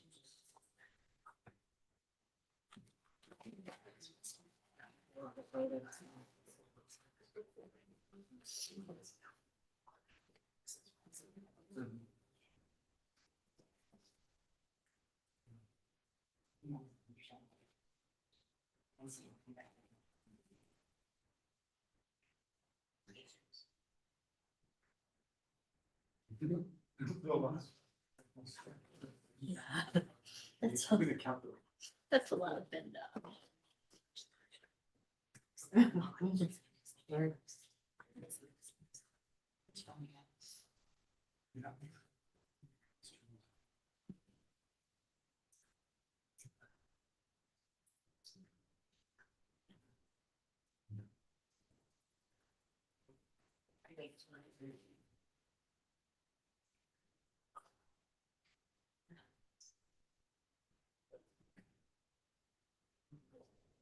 One.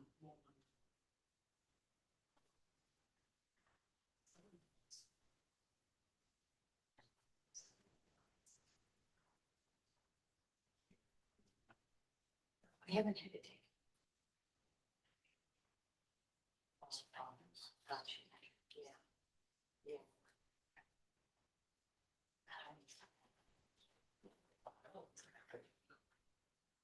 I was gonna say, they must have.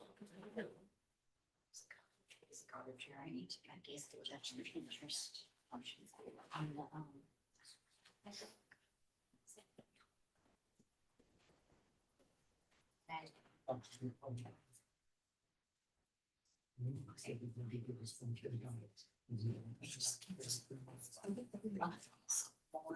I'm serious.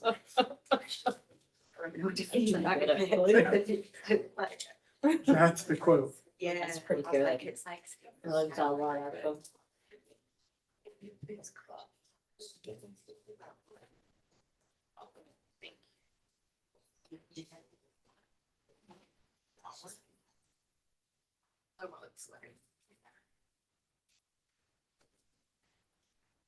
Right,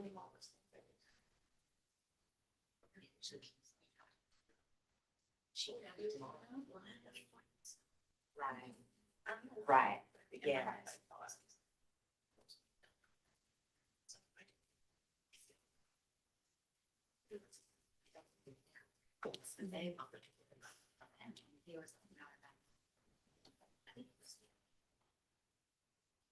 I don't know, my mom's one. Right, you can't. Yeah. Sure. Right.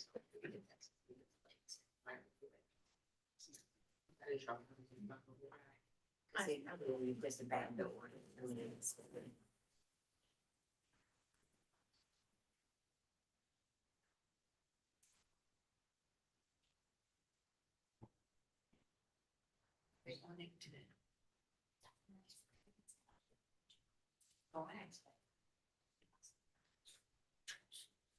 She can't resist internet. She won't. Yes, right.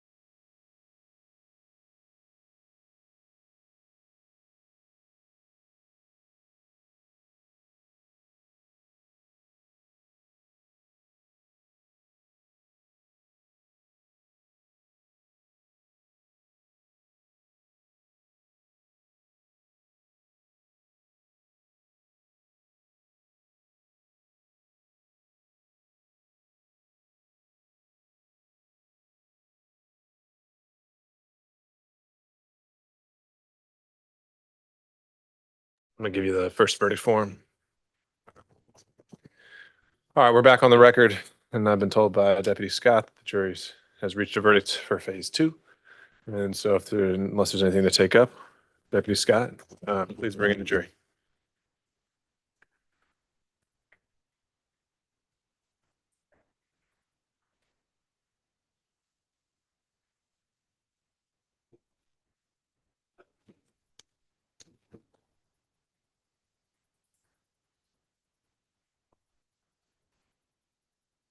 Yes.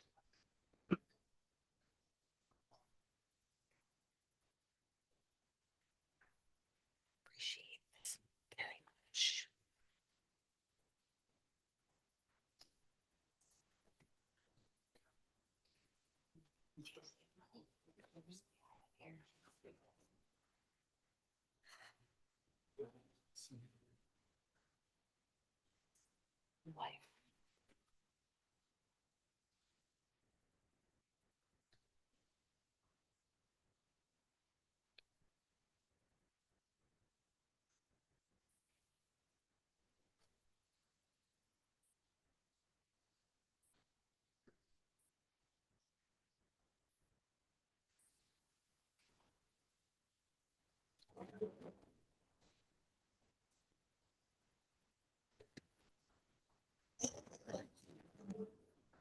Right for the jury.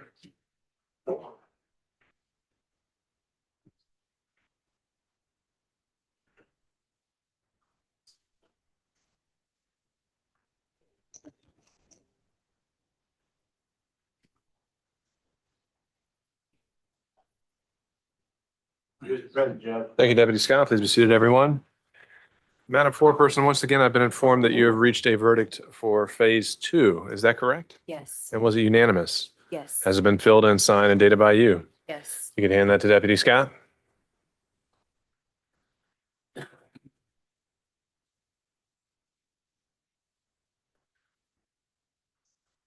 All right, and if you could now publish that verdict. We, the jury, find as follows. Regarding the plaintiff's claim for attorney's fees, we, the jury, award $1,292,777. Regarding the plaintiff's claim for punitive damages, we, the jury, award $5 million even. All right, if you could return that. The verdict itself is available for inspection if either party would like to take a look. Good to see numbers that big very often. I'll look at it before it disappears.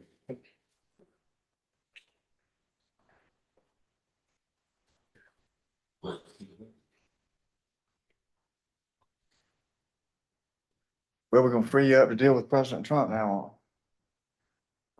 We'll take it up as it comes, Mr. Wood. You know, President Trump and I are good friends. I'd heard. Yeah.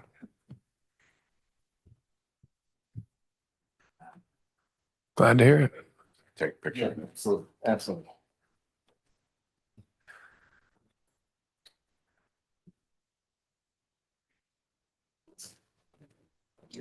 Any objection to the form of the verdict from the plaintiffs? No, Get a picture. Any from the defendants? Just what I expected. Looks fine. All right, then with that, is there any reason this jury can't be excused on behalf of the plaintiffs?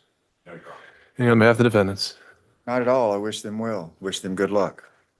All right, members of the jury, at this time, I want to thank you for your service. If anyone, all the obligations that I placed you under, you're now released from. You can speak to this case about this case to anyone you want. You don't have to. You're not under any obligation to.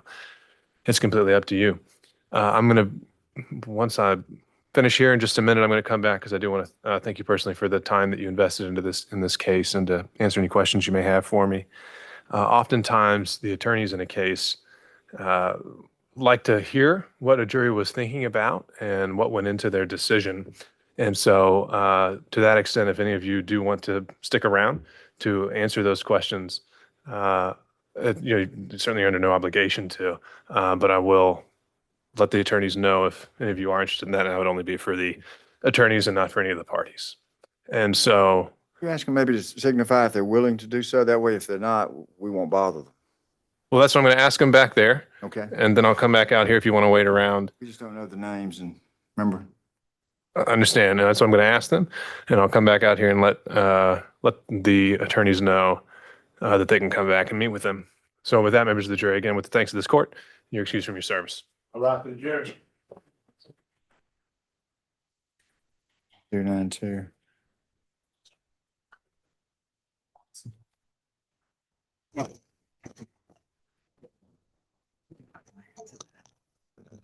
Seven.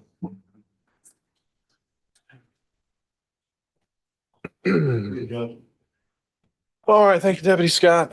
Mr. Beal, I would ask you to prepare a proposed judgment electing your remedies and addressing which, any other claims you have on the in the amended complaint that remain.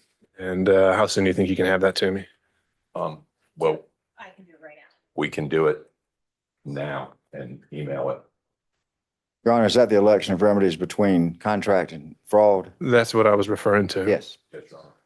And I mean, there is the matter in there, you'd asked for an injunction as well. And I don't know if that's part of what you're putting in the final judgment. I'll let Ms. Brown So- address that. We'll keep an eye out for that. All right. I don't believe there's any other business now pending before the court, so this matter will be adjourned. Thank you. Take care. Thank you, Your Judge. Honor. Take care. Quite an experience, but we got through it, didn't we? Glad to hear it, Mr. Wood. I'll keep an eye on you. Good luck to you, sir. Good luck to you, especially dealing with President Trump. Your Honor, can we briefly review the exhibits to make sure? We're gonna bring all those back out because I think they'll go with the full report. Thank you very much. Great.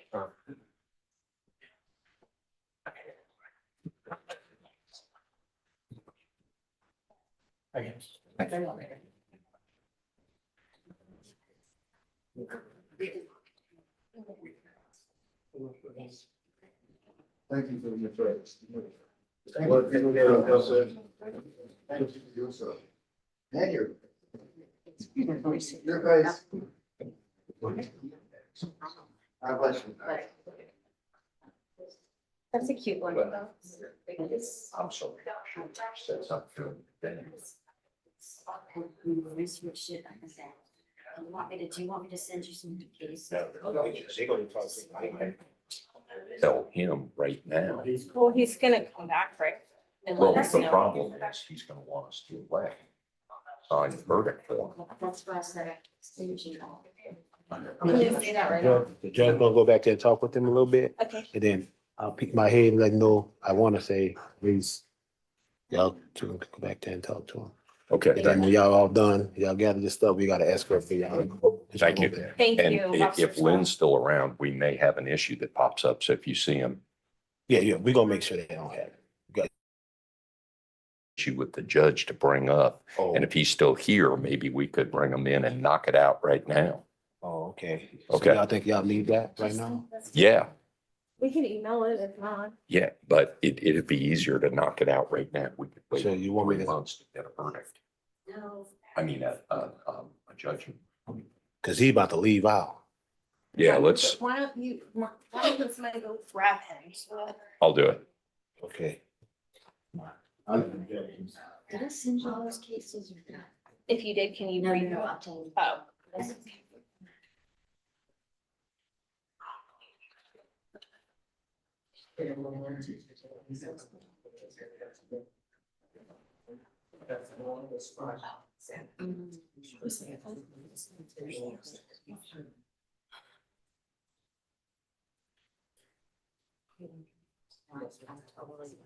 I didn't realize that's what he was saying. Yeah, no, the case was clear. Yeah, when did I send you that? I just sent you that. Was it 2 weeks ago? There might have been some. I don't know, so like.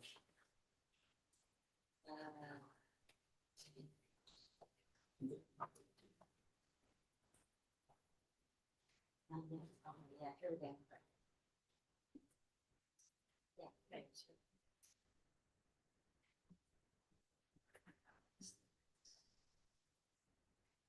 Oh, that's just. Okay.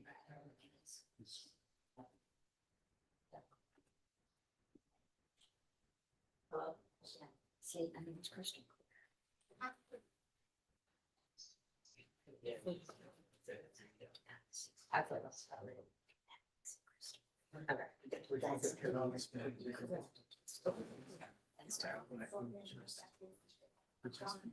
No, he was right there. He refused to stay. Okay, Go talk to him, Tori. that's Well, okay. the judge is gonna come I out. need to have the Say amount. if they're well. Oh, no. I So thought- can you, I thought that's what the deputy was. Just want to check if you found out, just have to, I'll come out and let you know. Right, I'm just forwarding you this email that has three cases. Oh, no, I read it. No, to my Linda. thank you. I'm gonna go check on the status of the room, Okay, see if we have anything. Okay. so I'll have their cell phone, please. I'm waiting on you.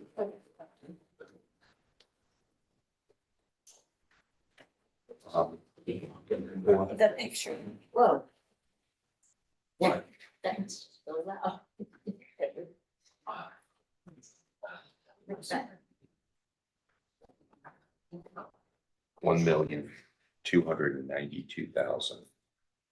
1,292,777. 1,292,777. And then 5 million. No. I gotta do from the very beginning. Oh, sorry. I was wondering where that number came from. I gotta do it for each claim, right? 1,034. 199. 99. Yep, I got it. Sorry. Wait down.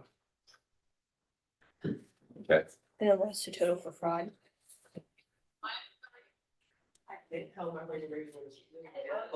Nominal damages of 750. That's for the breach of contract for the non-disparagement. Yes. Right. Sorry, it's 750. And then fraud, Figuring out how much. you, Yeah, I think. Disparagement. I got some And then of the fraud. numbers, I forgot some of the little numbers. Okay. But I think. it's you want just the total? Yeah, I think so. 3,368,000. 0.4, that would be. 400. Yeah, I just. Okay. Just like some more. And then That's that's it on that, right? Yeah, and then it goes to, against for punitive damages. no attorney's fees. Oh, you want Oh, penalties no, first? that's fine. Attorneys, fees. Fees. Should I say for bad faith? For bad faith, so it to OCGA, 13,611. yeah. There it is. Couldn't remember my shortcuts.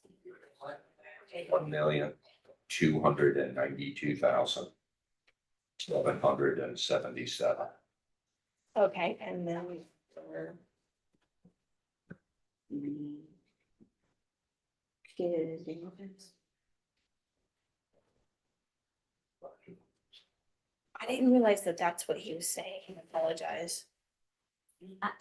Sorry, It's okay. but. No, I understand. What's the punitive? 5 million. I had no idea that was, I thought the last I heard, election was required. It's not, I It's- did the research, I thought I sent it to you guys, but then I guess I didn't. But It's- it's clearly not. As long as you have established that your damages, Correct. like, look. No, I'll take the word for it. I mean, And I'm in it's- no condition to read And it. it's true, you already knew that. We've had It's this super discussion clear. before. We have had this discussion before. Super I'm like a golden retriever. It's So, super clear. Because We've done a lot of There's- research on this. One of the over years. cases of San Melinda is fraud and breach of contract. General damages awarded on fraud claim may cover a broader range of damages than those awarded on contract claims. Not necessarily limited to pecuniary losses, because there's sufficient evidence. Blah, blah, blah. Hold on, hold on, We hold on, said- hold on, hold on. To him in various brief elections, I- over and I- over, so I'm sure that's why he's preconditioned to think that way. I understand, and we thought at one point that we might have to do that, but we do not. Disputed. What is the other one?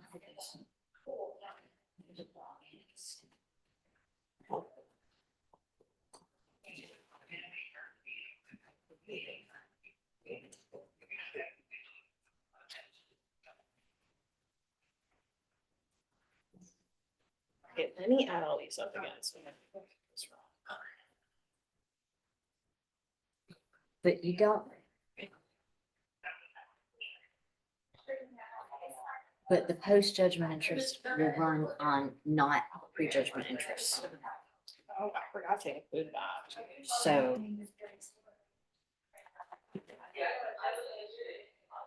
yeah. Well, let's talk about. Okay, we're. Come on, I'll tell you.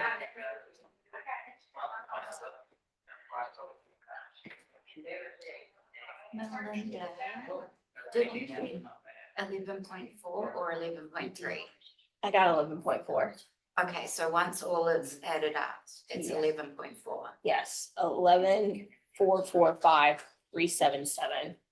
And that's not any interest, that's Correct. just the verdict. Correct. 11.4. There'll be a small amount added for pre-judgment interest on a portion of the breach of contract. I think that math is right. I want to, I typed it in twice, but I know. I calculated 11.3, but I hadn't gotten the like small numbers, Oh, which must have pushed it to 11.4.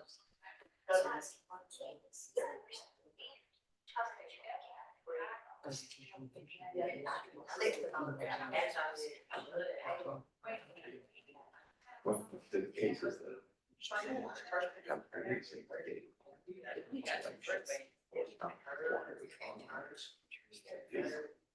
Damages. Or one is another subset. Able to? no, he refused to come back. So it's just us. Okay. He's gone. Back to my. Could the parties come back? No. No. Exhibits. Okay. Thank you.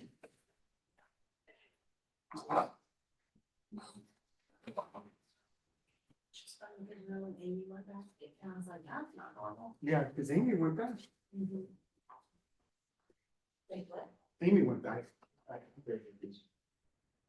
Yeah. Well, so Lynn was the council. Yeah. Yeah, this is pro se, yeah. Cool. Yeah. Can I get your help real quick? Okay.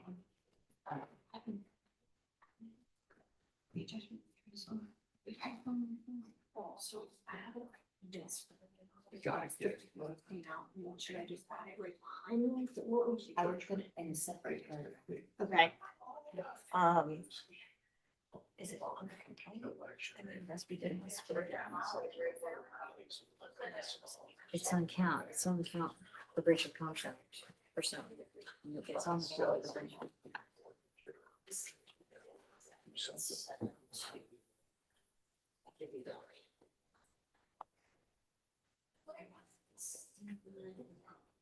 Oh my God, look at that. He left his Bible. He left it for you. When you are gonna give me a comment? Or any of? We may. We're real pleased with the I'm verdict. working on it. Kevin.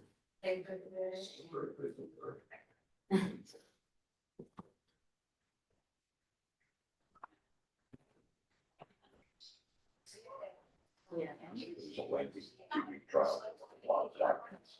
And the jury paid very close attention.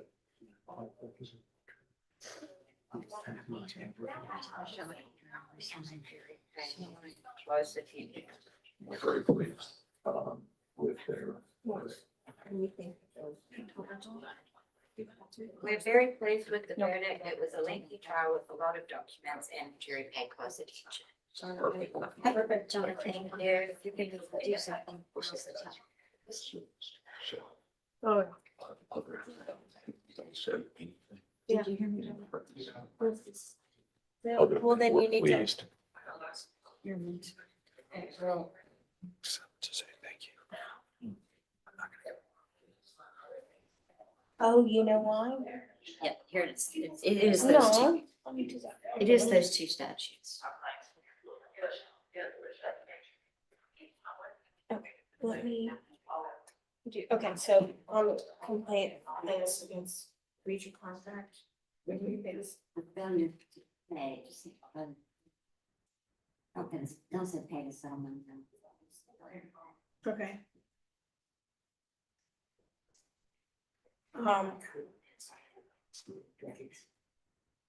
As it relates.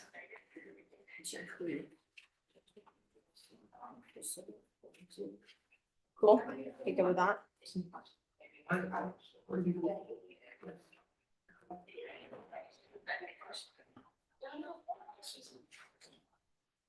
That what you would do? Yeah, I guess my whole thing would look a little different, but yeah, that's fine. So Well, put I'm- 742 and 7414, yeah. You're not hurting my feelings if you. No, I was just trying to see exactly what you. You know, I guess it depends on how you have it in there. That's what it is.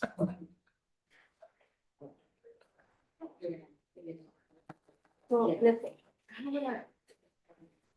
All right, what, I'm I sorry. can't, no, you're fine. I can't say that part because it didn't.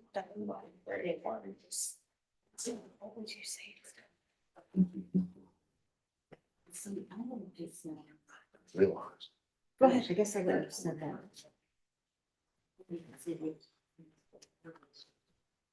Sort of order the file, you know.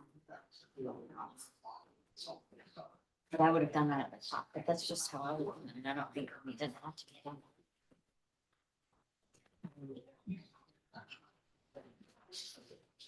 So.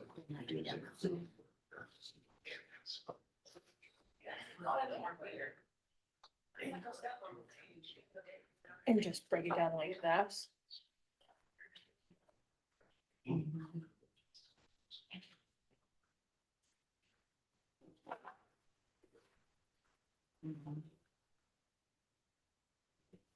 And that would just put a prejudgment interest, I would put it last, actually, I think. Because it's a separate, like I said, it doesn't get added, right, it's a separate amount. Oh, I think, yeah. Well, he may change it all around, who knows? But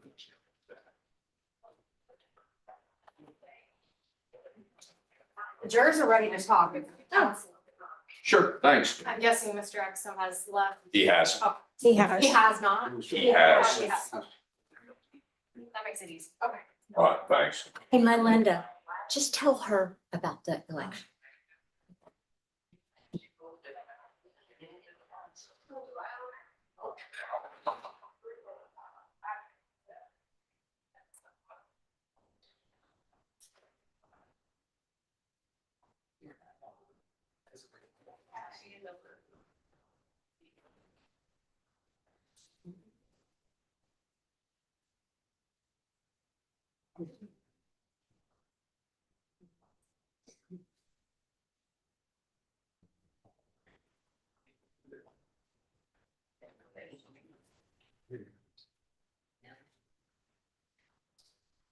All of their.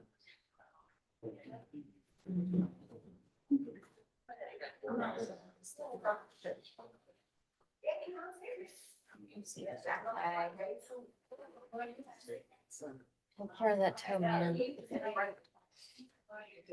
Oh, I hope they ask him.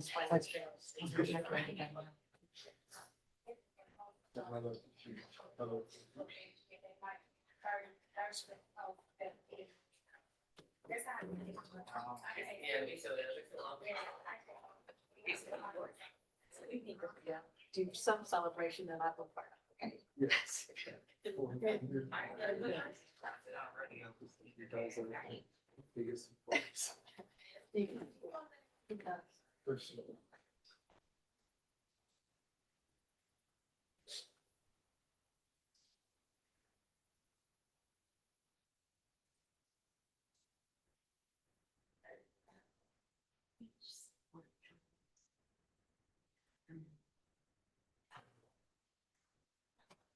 Yeah.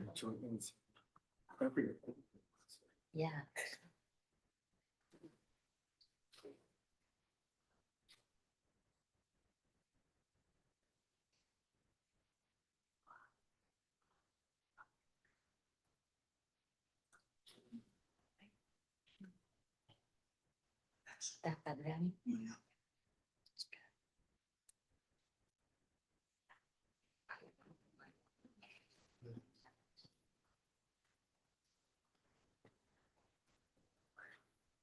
Nicole, I'm gonna head off. Congrats. And thank you. All the best with. Thank you. So, thanks for. We'll talk to you next time. Yeah, yeah. I'll, I guess I may not write any more about this unless it's like something changes on appeal or, you know. So. You never come. Yeah. That was good to see you. You too. I'm glad this one's in the books. At least the trial phase is. That's. I seem to.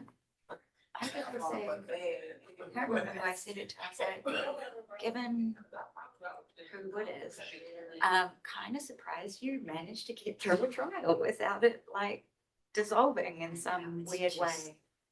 So just been so bizarre, the whole thing. Yeah. I'm just so glad. Yeah, I know my boyfriend said, well, but you've still got the appeal. I'm like, that's different. Yeah, that's it's typing up brief. That's easy. This, I'm so glad this is behind us. Yeah, this is the hard part. Yeah, this poor jury. Getting all of that. Yeah. All right, well. Thank you. Good to see you. Have a good night. Enjoy the rest of the week. Thanks. I will. Say thanks to the audience.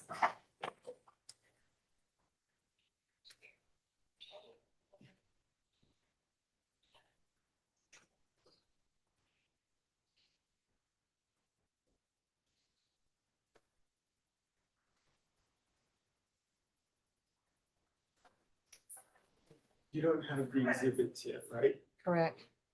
I haven't seen them yet. What are the other, like, what else do I have?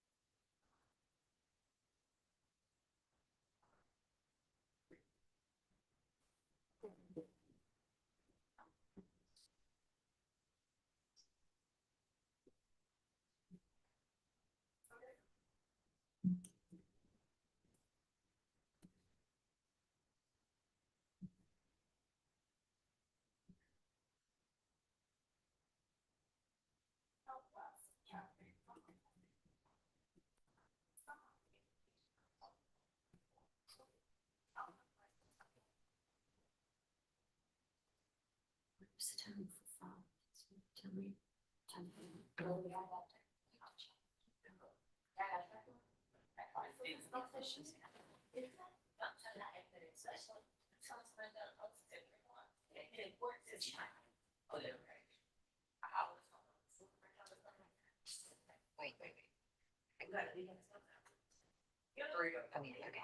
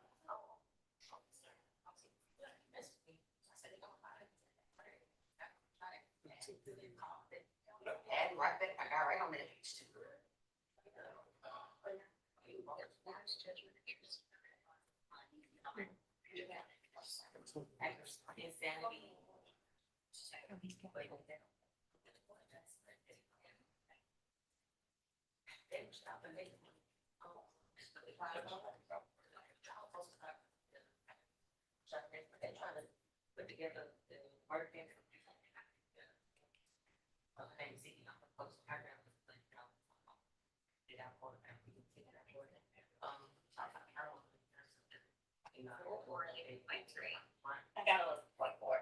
Okay, so one school is headed up. It's a legal. Yes, 11.45, 377. What are you, what are we This is what we posted. This is what we posted. What's the damages statute is? Spirit damages statute. I think that amounts to 12. Point 12 dash 5. I calculated it. I had it all the nice methods, which must have pushed it to a different. What is it? I don't understand what I'm listening.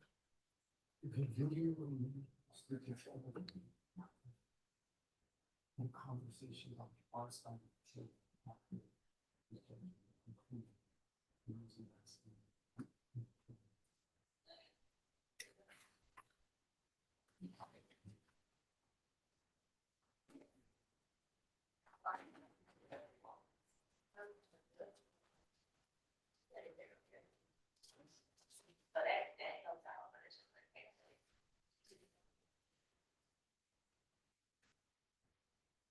That type of mama, like that or something. Which one get it along? Can you please look up that statute? Sure.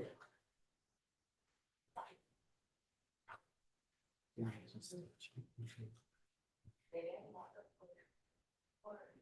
51 dash 12 dash 5.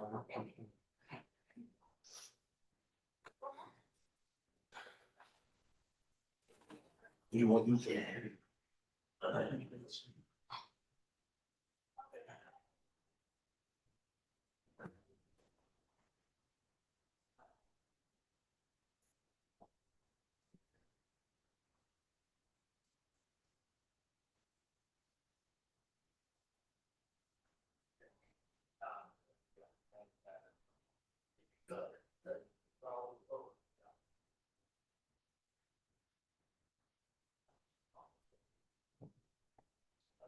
No worries, no worries.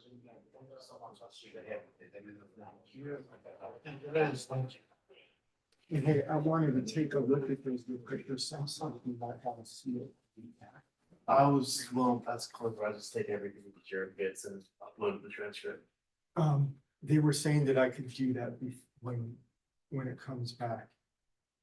It's really important. Yeah, you'd have to ask the judge. Is I've the only judge ever still here? taken. Yeah, he's there. Can, I think the judge said as much. Can I speak to my, before you grab that, I know you're eager to get out of here, but. Yeah, that's really just after that. Ask the judge. Yeah, could you have one of my counsel come? Yeah.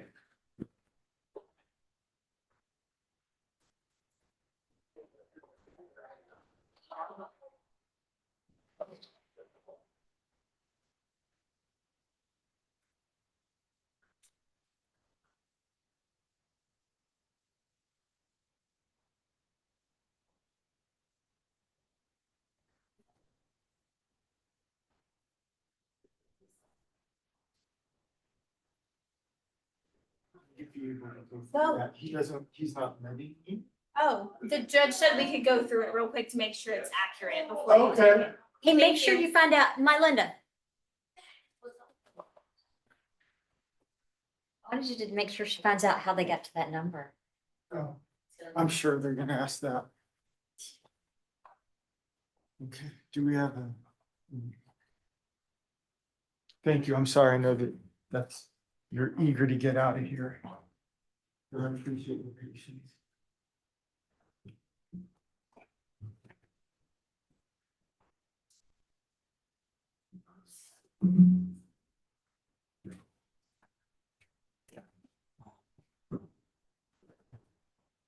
So. 2 weeks ago. It opens up the next one.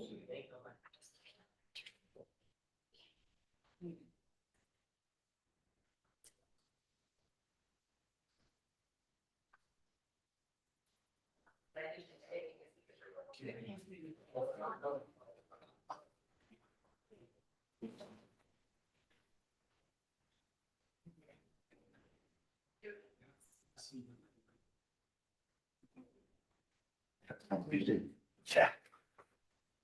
How about that?